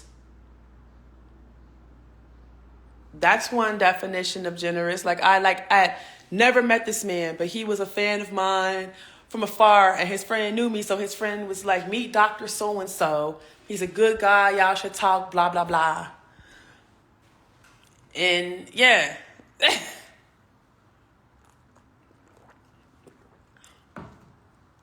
Ooh, it's too cold. It's too cold. Okay. So, yeah, you just got to go out and about, girl. Nigerians are everywhere. Do you take people at their word when they say they're clean? I mean, no STDs. The partners that I've had in my life, when I ask them about their test and I ask them about their results and they say what they are, I do trust them and take them for their word. And all the partners that I've had so far have been of their word because I am STI free. What do you think women value the most in relationship, attention or being spent on? I cannot speak for women. I have to be honest. Hi, Kenny. Hi. Speaking of Nigerians, hi, Kenny. Hi. I cannot speak for women in that regard. I have to be honest with you because everyone was different, but I can speak for myself. And I appreciate my needs being met. And I have emotional needs, I have spiritual needs, and sexual needs. And then financial needs. So I do appreciate when the men in my life show up for me, especially when I have financial needs. And when it comes to us hanging out, you know, we don't have to spend a shit ton of money. But I do enjoy fine dining and spas and all that kind of stuff. And within reason, within budget. You know what I mean? And it's like, I enjoy being in my crib. Like, I got a hot tub here. I got plenty of streaming channels. I got plenty of games. Like, and I enjoy a good park date too. You know, like, I don't mind hosting at my house. Like, we're still going to spend money to like buy food or drinks or whatever, but we could do it at home, you know? So for me, it's like I enjoy gifts. I love receiving gifts. I love going on trips. Like one of my lovers, He's going to Cancun for his birthday. The only thing I would have had to pay for was my flight, and he was going to pay for everything else. All-inclusive resort, the room, whatever I wanted there. He was going to pay for everything, but I have to work the weekend that he's going. You know? And so I appreciate that because our birthdays are both in November. We're both Scorpios. So I can't speak for other women. I can only speak for myself. Theo had his butt all in my face. Like, mama, you been on that phone for so long. You see me. You said, yes, God, you are able. Girl, listen, baby. Oh, man. No, Nigerians are definitely generous, I have to say. We treat our women with respect and provide. Oh, wow. Oh, wow. Yes, and y'all also be putting y'all women through bullshit. Like the toxic Nigerian man, I'm going to say that because there is this like culture. Because some of y'all be gaslighting the fuck out y'all women. Okay? I've seen it with my own eyes. But there are a lot of good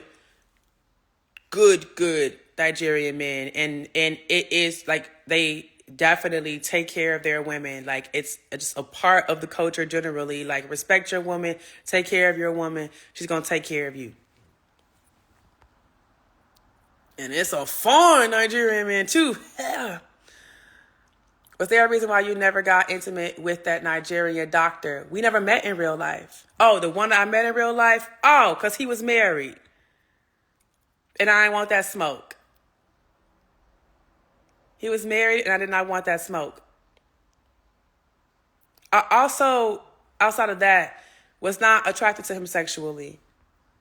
But I didn't mind like going out on dates and stuff like that and like keeping him company. And he also would have me give him massages. I was okay with that. But like, I wasn't attracted to him like that to go there.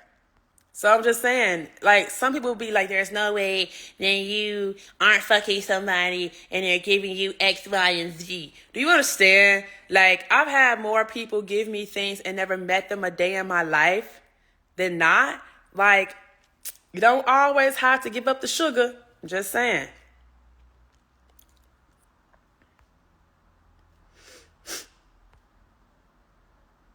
What's up with the title? So we talked about it earlier, and now we're just talking about a bunch of stuff when it comes to dating and whatnot. Just talking about how, like, you know, there's just been this back and forth between the genders, specifically in the Black community, around what type of women to date, what type of women not to date, what type of men to date, what type of men not to date, and just all the back and forth with just like the gender shit. Which gender has more trauma? And I'm just like, I hate it here. Crystal Latoya says, I've never been with a Nigerian man before. It was funny, y'all, because I saw this thing. It was a video, I think, from TikTok. And this Nigerian woman was like, for all the women who are not Nigerian that are dating Nigerian men, please understand you have to be mad. She was like, she was Nigerian British, and she was British Nigerian. She was like, you have to be mad in order to date a Nigerian man because they will put you through the ringer. They will put you through the ringer. And I was like, she ain't lying. she's not lying. But again, there are so many great Nigerian men that do not follow the pattern of toxicity from their forefathers. Okay? Because they grow and they learn.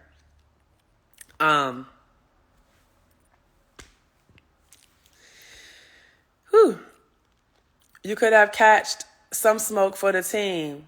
But why would I have had to do that when I literally still got what I wanted out of a relationship with that man and I did not have to have sex with him? I mean, he literally put me on to one of his friends who I'd never met in real life, and he was quite generous to me. Sometimes all they want is to know that they have access to you.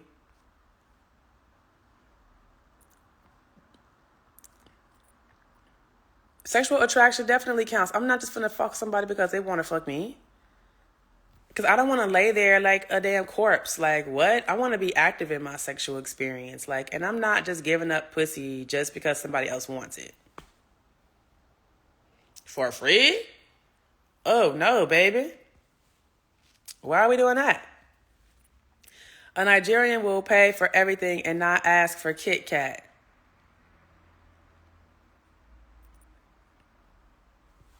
Not directly, they won't.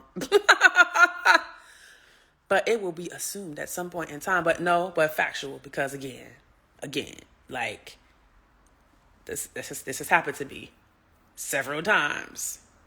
So you just gotta know how to pick them. That's it. And I haven't had too many adverse experiences. There is one that I was in a relationship with for quite some time, and it was more like friends with benefits. But he also was like on the rise at that time, so there was quite a bit of struggle. But I supported that man, and now he's rich, and now he's happily married with beautiful children and just like doing his thing, and I still love that man. Like if that man today was to be like, jump, I'd be like, how high? Not gonna lie. You said that to me, women grant access to sex and men won't have their way. I don't understand. I'm sorry, I don't understand that statement. Can you like rephrase that for me? Because it's not landing for me. That British woman tripping. She's projecting. Nigerian men don't disappoint for the most part. Her experience is just an outliner. Yeah, so it's interesting because like I've had the pleasure of coaching a Nigerian couple, and they are a beautiful couple, and like the husband, such a great man.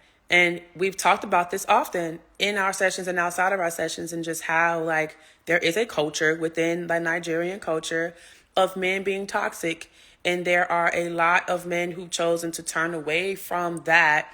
And it really, the toxicity comes from patriarchy and misogyny. So there are Nigerian men that are like that.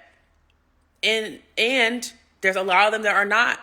So you say an outlier, like there's a lot of them. And like if you watch these Nollywood films too, like these Nollywood films will also show you like, but generally, like I've had nothing but like respectful experiences. Like, so I'm just saying, try it sometime. There's a lot of them in DC. There's a lot of them in Houston. There's a lot of them in Chicago. And there's a lot of them in Atlanta. Find you a Nigerian man. What I mean is a woman controls access to sex, and she has to first get attracted to you before you get there, despite a man spending money, time, and attention. Yes, that makes sense. Yes, you're right about that. Very true. The only time that money gives a man access to pussy is if it's a transactional experience. Other than that, money is not guaranteeing sex. If it's a non-transactional situation, money does not guarantee sex. Experiences don't guarantee sex. It's going to be attraction. If you're paying that woman to be attracted and to have sex with you, then yes, access granted. Because it is a professional obligation. Here's what it is. Let's be clear here. What I don't understand is why people try to pretend like we don't live in a world now where sex work is like prominent, you know? So don't be surprised if she asks you where the cash at. In the words of Lil Wayne. It's happening. Shit happens. So yeah, to wrap up this long life around gender wars, I just think that, you know, traumatized people, no matter what your gender is, if you are traumatized, please seek help and stop dating. Right, Theo? Right, Theo? If you are traumatized and you're hurt from past experiences, stop dating, go seek help, go within, heal the things that need to be healed, Get that help that you need from a therapist, coach, whoever needs to be on your team of people that help you receive the tools to be able to be better. Set boundaries for yourself. Have standards. Have standards and boundaries that will maintain your standards. Exercise them. Know how to communicate with compassion and empathy. And know when to use ghosting to your advantage when you don't feel safe. But I just think it's so many hurt people who are literally crying out for love. That's all I see. It's people who want to be loved. People who want to be in relationship and companionship with others. And they are so desperately afraid of doing that because they have not done the work. They are afraid of doing the work. And no one's encouraging them to do the work because everything that they subscribe to is just toxicity. And I feel for people because when I'm scrolling, I'm seeing so many amazing people who do great things, who look like they have, they're very giving and they're just some great people out there. But they're shrouded in so much trauma that they don't know how to step outside of that to be able to get what they want. So my advice to anyone, instead of pointing the finger of blame at the opposite sex or whatever gender you date, work on yourself. Because the Way of Mastery says we judge in others what we have not yet forgiven in ourselves. I'm going to say it again. We judge in others what we have not yet forgiven in ourselves. I will be in Chicago, Exotica 2024. Yes. Since that tall man liked Missionary and lasted 3 seconds.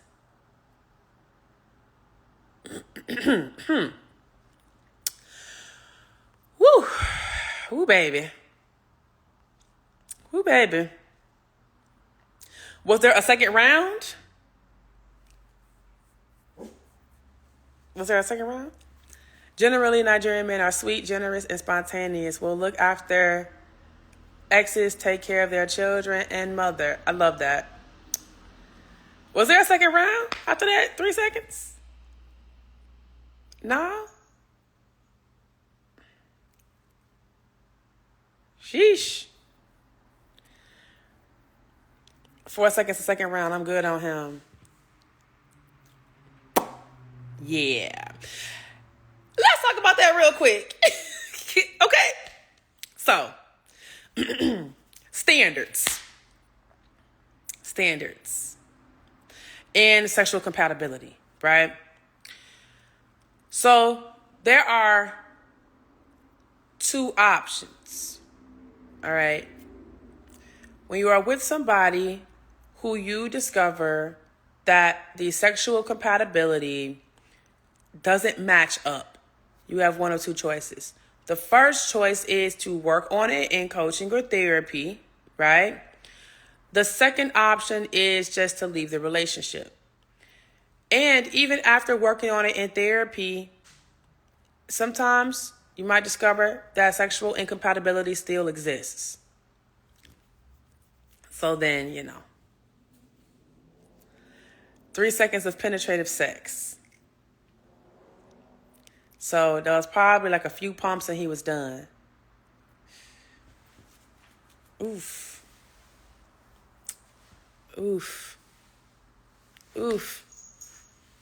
Sexual compatibility is really important for me. And that's why I had to serve Buddy from Sunday his walking papers, because we were not sexually compatible. And he wasn't listening. He was not listening.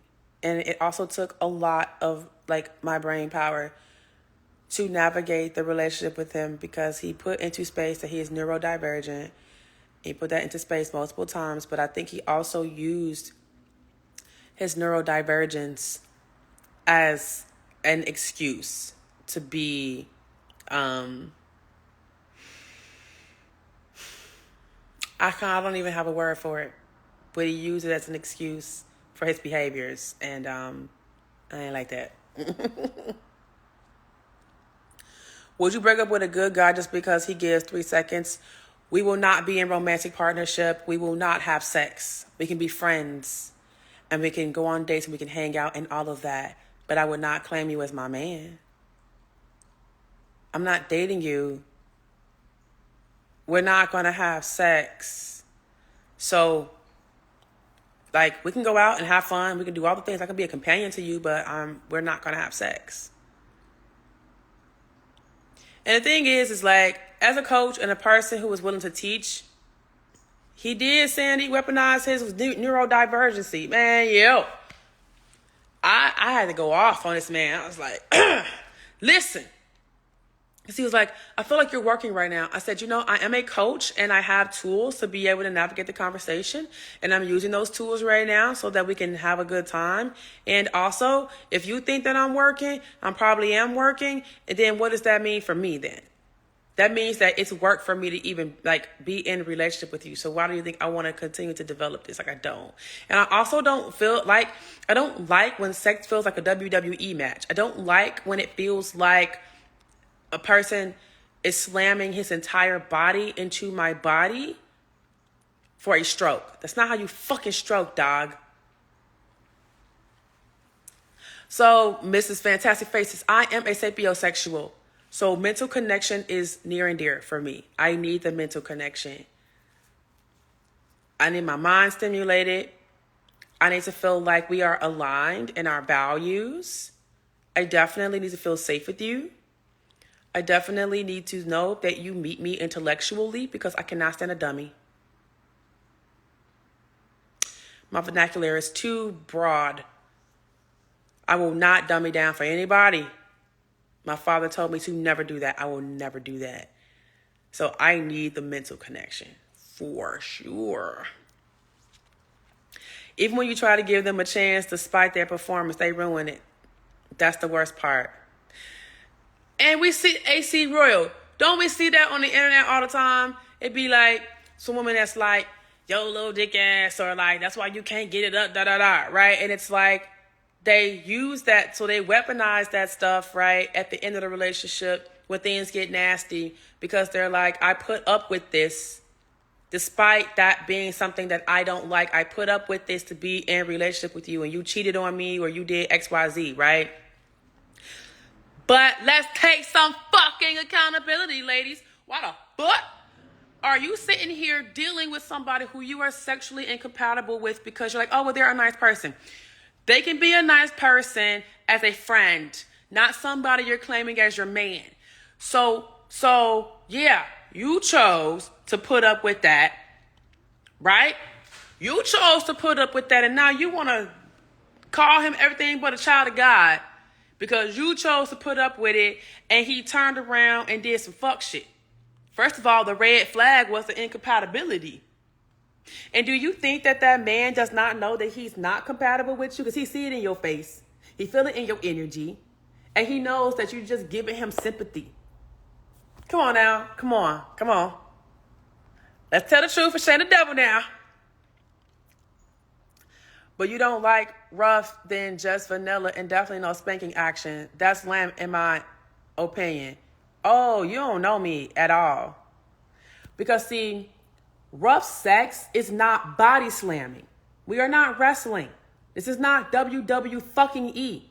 You do not have to jump off the ropes and slam into my body to get a deep stroke. I'm thick as hell, but see, men that know how to fuck me, that know how to make love to me, they know how to stroke because they use their hips, not their entire fucking back. Are you dumb? That's not how you stroke. And as the queen of stroke, because I know how to ride dick proficiently and take dick, I'm speaking off of experience of being a coach and experience off of having phenomenal sex. Like, why? And then this nigga literally was like, oh, yeah, you should just get rid of one of your partners so then I can be. Are you kidding me? Are you dumb? Sir, ain't no way, boy. You think I'm going to get rid of my big dick partners who stroke me very well for you? Because you want to have raw sex with me and you body slamming me? Get the fuck out of here. I would never, ever give up any of my partners for that. Oh my God. That was actually the last straw for me when he said that. And he was not joking either. As a woman, you want to see the potential and give him a chance. Yup, at the end of the day, it's totally our fault. It is. And look, you can give him look, if you gave him 2 chances in the sex, both times same, hard stop. Let's dial it back. And you can just be friends. You can still be in that man's life without him being a sexual partner. I'm just saying, like, I'm not willing to compromise my sexual pleasure to try to see if it is going to work. Because after the first time, right? Because if you jump into sex before talking about it, right? For me, after the first time, we're going to have a conversation. We're going to dial it back, have a conversation about what I expect and what I need. And then if you can meet those needs. And if you say you can, and we go a second round, because that's happened to me where, like, first, fresh out the gate, this person didn't perform because they were nervous. And then second time, it was better, and we ended up fucking for like 2 or 3 years. You know what I'm saying? So, like, I'm okay with giving a second chance, but I will not give you a third. Especially after we've had a conversation and I was very clear about my boundaries and the things that I needed. If you cannot match me, I'm out, dog. That's it. What's your favorite tool for spanking? Hands. What man slams their full body weight on a woman like that, though? That shit crazy. I'm saying, bro, you talking about I'm vanilla. You have no idea. I literally just said in this live earlier that I'm kinky. Okay, I'm a kinky ass bitch. But stroking is not slamming your entire body into me. Come on. But the one minute the woman might have a big poom poom. We're not finna do this, okay? So let me tell you something. When men are premature ejaculators or do not have stamina, that's on the man. Either penis is extremely sensitive, he doesn't have control over his pelvic floor, he doesn't know his point of no return, doesn't know how to breathe, doesn't know how to focus, has probably never been challenged to go more than a few seconds, could be under a lot of stress and wound up, could have an overly tight pelvic floor. The list can go on and on and on of the reasons why that man is ejaculating very soon.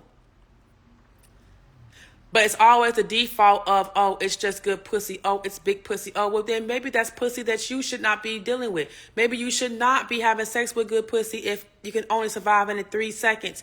Maybe you should not be having sex with big pussy if 33 seconds is the only thing that you're able to do. Because guess what? Promise you, she doesn't feel any pleasure from that. Maybe penetrative sex is not what you should be doing. You should find other ways to have sex that don't include your penis being centralized in that if 3 seconds is all you have in you because you can't handle good pussy. Because sex does not have to be centered around penis. Just saying. Look, I don't care about your opinion. I am Bunky One. In my extensive experience of having sex with penis owners, 2 is all I'm giving you, period.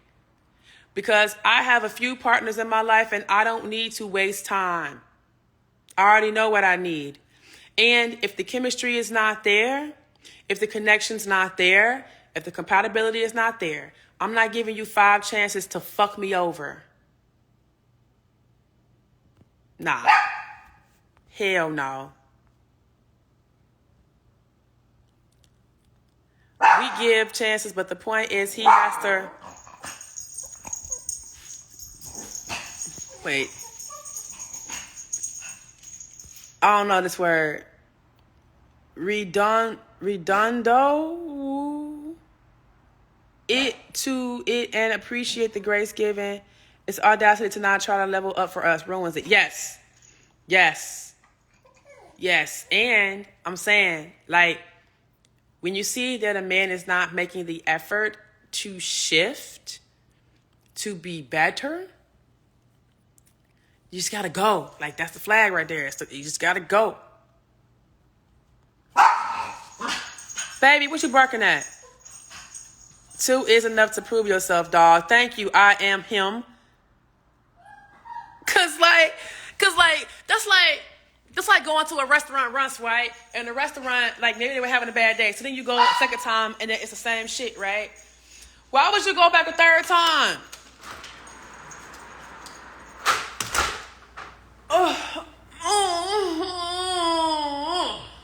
Why would you go back a third time? Like, I'm not going to a restaurant for a third time for them to prove to me that they're trash. Well, they already proved it twice. I'm not wasting my time or money. You kidding me? Chemistry is key. Absolutely. Can you help a 2-second man navigate that problem? Is that within your expertise? Yes, it is. I have successfully coached several men who were premature ejaculators to last at least 10 minutes. And sometimes, like, because I literally had someone who came to me for a consultation maybe 3 months ago who was coming quickly, and we were going to work together, but they had some financial commitments that they couldn't commit. But in just having a conversation with me about certain things and giving him some like small tips, he texted me yesterday actually and told me it was a praise report that he's lasting 20 to 30 minutes now. And I was like, yeehaw. So yes, I do have that experience, and I do work with men who are willing to do the work. He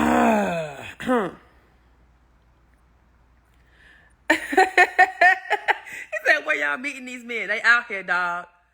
I want to give him a third chance. I'm not going to lie. Then give him a third chance. Listen, do what you want in life. You know, go with your spirit. Go with your heart. If you want to give somebody a third chance, give them a third chance. You know? It's on you. It's your life. Do what you want to do. What's up, T? Fully naked or dressed for spanking? Both. I would like to start clothed and end up naked.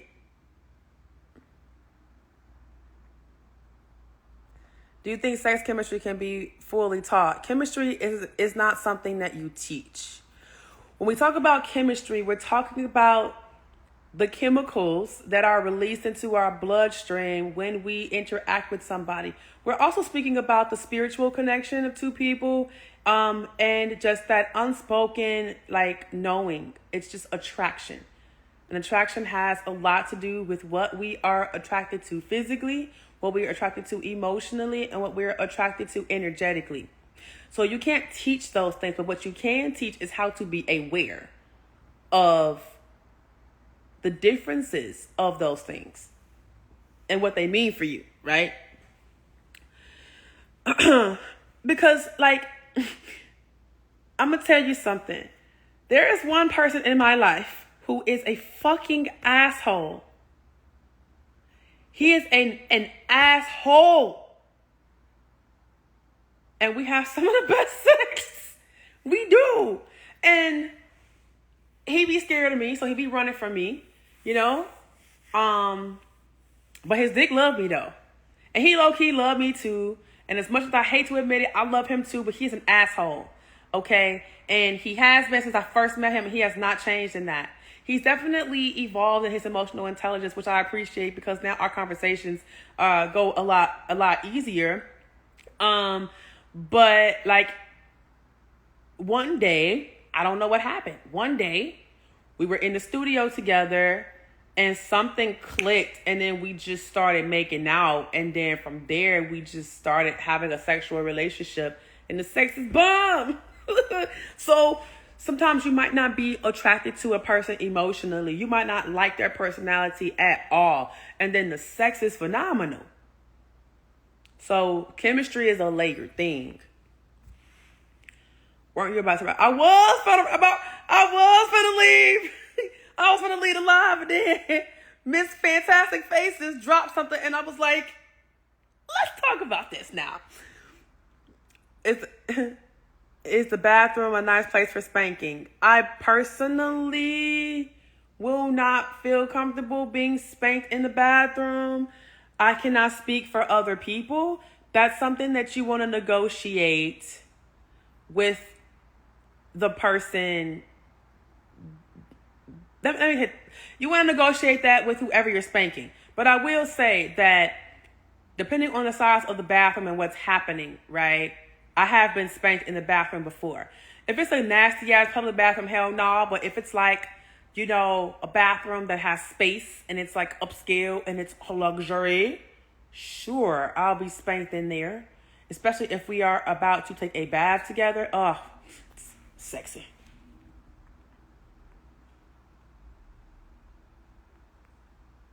Very sexy. I feel like you're going to be a demon in bed. Damn, I'll be so intimidated. I will not confirm nor deny that. I'm going to tell you, I am at the least amount, like my energy, my sexual energy is at its lowest, and that's still not really saying a lot, but it's at its lowest late at night after a long day. Like when I'm tired, I'm not trying to do a whole lot. But I will say that there's been plenty of times where I was tired and they woke me up and then I got some energy and I was able to get the job done, you know. But I would prefer to have sex when I have energy.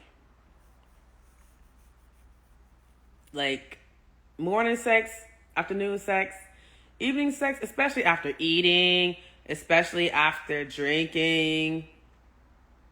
No. Tied hand and feet or freestyle while spanking play. I just want to be spanked. I'm not into being bound and spanked. The only person who I would trust to bind me and spank me right now at this point in my life would be King Noir.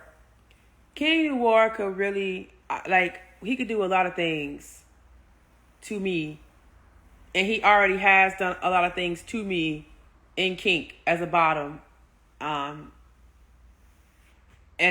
I will feel so safe. Yes.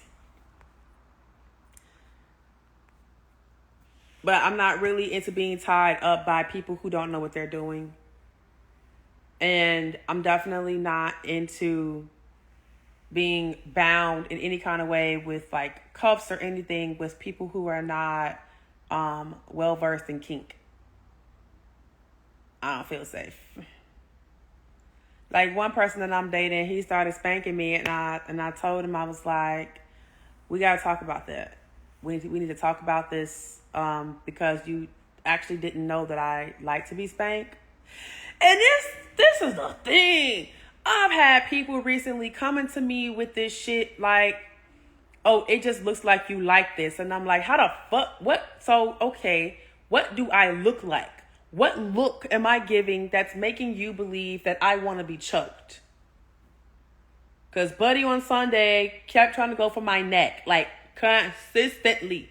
And I kept telling him, don't do that. That's also a reason why he got his walking papers. Because I told him, you cannot choke me. You cannot interact with me with erotic asphyxiation before I teach you the proper way to choke me. And he refused to be taught and he kept going for my neck. He lucky I ain't fight him. But I'm like, this is the fourth time I'm hearing someone, a man say to me, like, you just look like you like insert whatever kink it is. And I'm like, I know that I'm kinky ass bitch, but like, what look am I giving off that you just assume that I want your hands around my throat or that I want you to smack my ass? We haven't negotiated that. We haven't talked about that. We haven't done any of that. Why are you assuming this by how I look? I don't know. I don't know what look I'm giving off. But apparently, it's giving off choke me daddy please. And I'm like, how? It's weird. Surprised how humble and sweet you come across. This is my first time joining your live. Hope you're like this in real life. I am. What you see is what you get. And also, I'm a silly person. I am very humorous. So I like to infuse humor into all the things that I do because I love laughing. My eyes give off that I'm a kinky bitch? Oh, God. Let me get to new sets of ojos. Because, what? Oh, my God. Like, I just want to negotiate things before we do them, though. That's it. Let's just talk about it. Talk about it first, and then we can get into it. But, like, not before talking about it.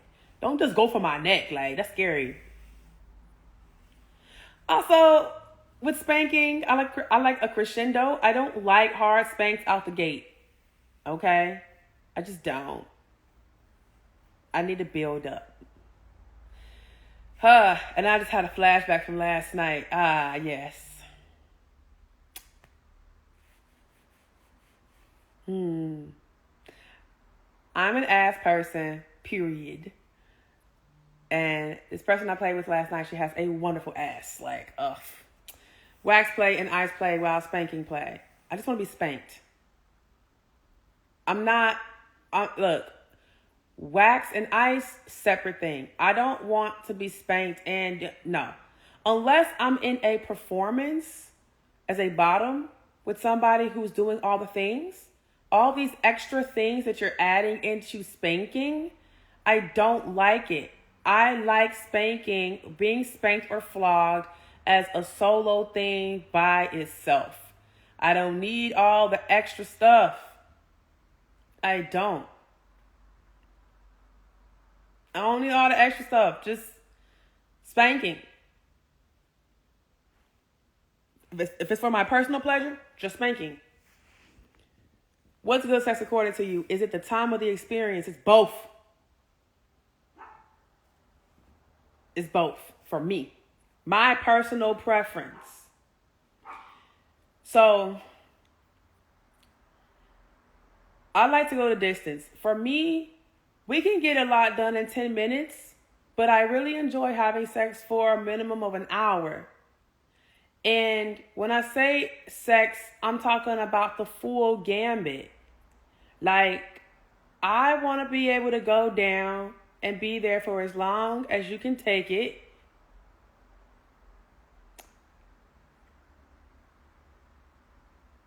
And then penetration.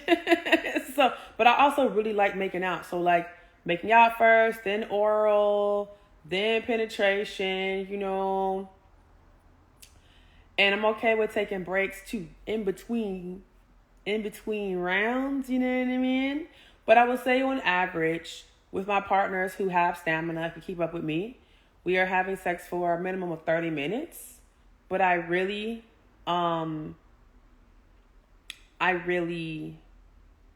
enjoy like a nice hour because it's like a meditation for me. It's medicine. And an hour just gives us enough time to be able to do all the things. And then I like eating snacks afterwards.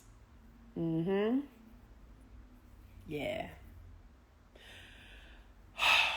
This week is about to be fun.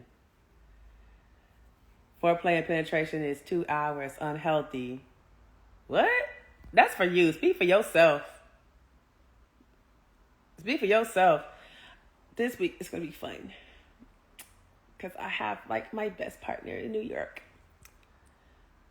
I'd like to ask if you like to take it through the back door without notice. No. If we're going to do anal, we got to talk about it.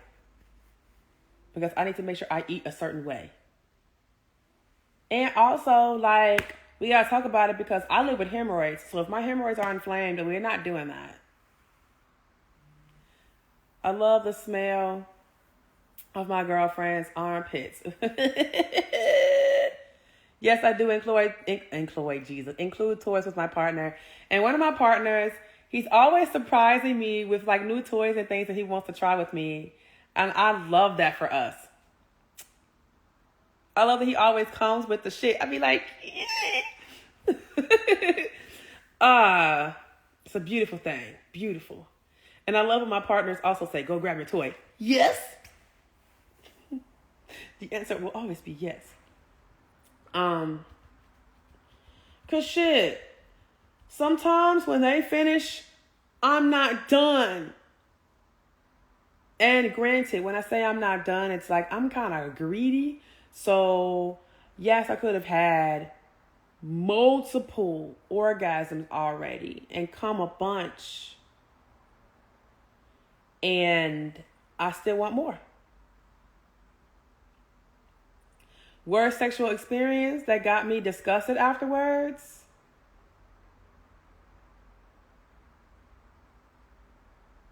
Disgusted?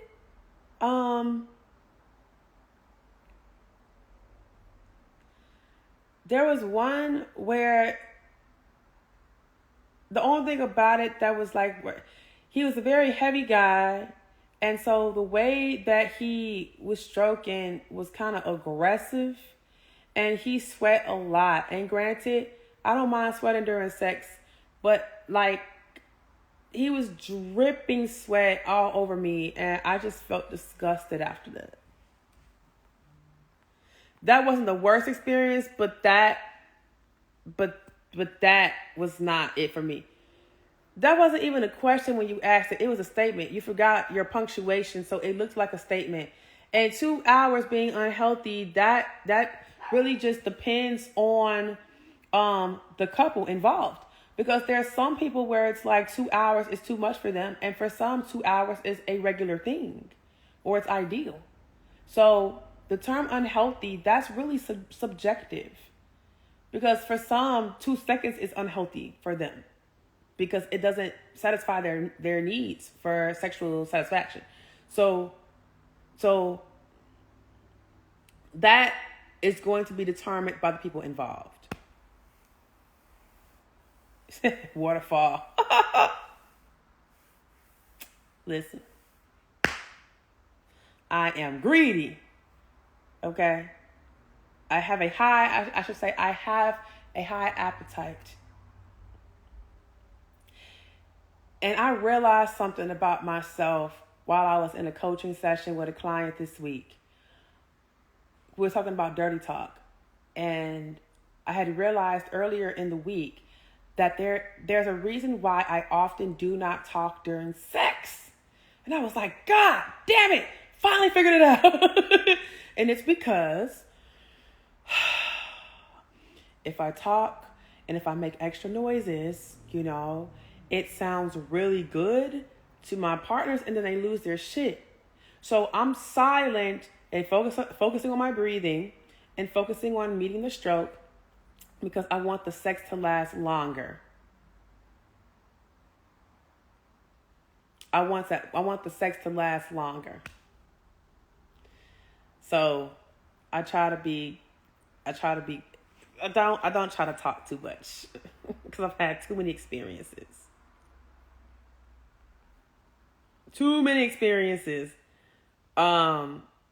Where I started talking and they just lost their shit. And it's funny because a lot of my partners be like, you got to be up here with it. You got to be up here with it. You got to be up here. You have to be up here. Meaning, you got to go the distance. You're going to have to be up here.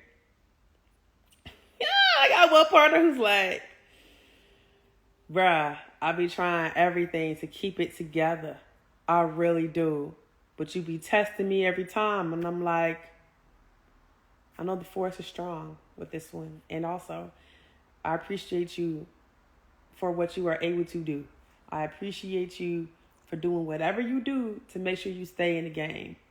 Because, baby, he be struggling. And when I say struggling, I mean, the man's doing a great job. But I can just feel him holding on for dear life. And it's hilarious to me. Any single woman, hit me up. I'm Nigerian, man, ready to mingle. Hope this is allowed here. Yes, and actually, I'm going to say this, y'all. I've been saying this for weeks, but it's really been heavy on my heart. Because, I was scrolling through my pictures, and there are at least 4 children that are my godchildren in this world, because I successfully matched people on Matchmaker Monday on my Snapchat between 2016 and 2018. 19. So I'm going to bring it back. And then I want to do this on Instagram as well. Just having people get matched up. Because I've always wanted to use my platform to connect other people. So I just feel like we should do it, right? We should do it. I finally became my own therapist. I've been my own therapist for a long time. Which is funny because when I actually started going to therapy, my therapist was like, you're really good at this. You have a lot of tools already. I was like, thank you. Okay, so it's 1 o'clock now. I have a 4 o'clock session with a client. I need to go get something to eat and get prepared for the session. But this has been fun, y'all. I'm definitely going to come live more because I missed this. It's been wonderful. But yeah, take care of yourselves. Please seek therapy. Please heal yourselves before you go out here in this world and try to date, because you don't want to meet people with trauma. You want to meet people with love. And yeah, more stories to come. Shouts out to all the Nigerians. I love y'all. Peace.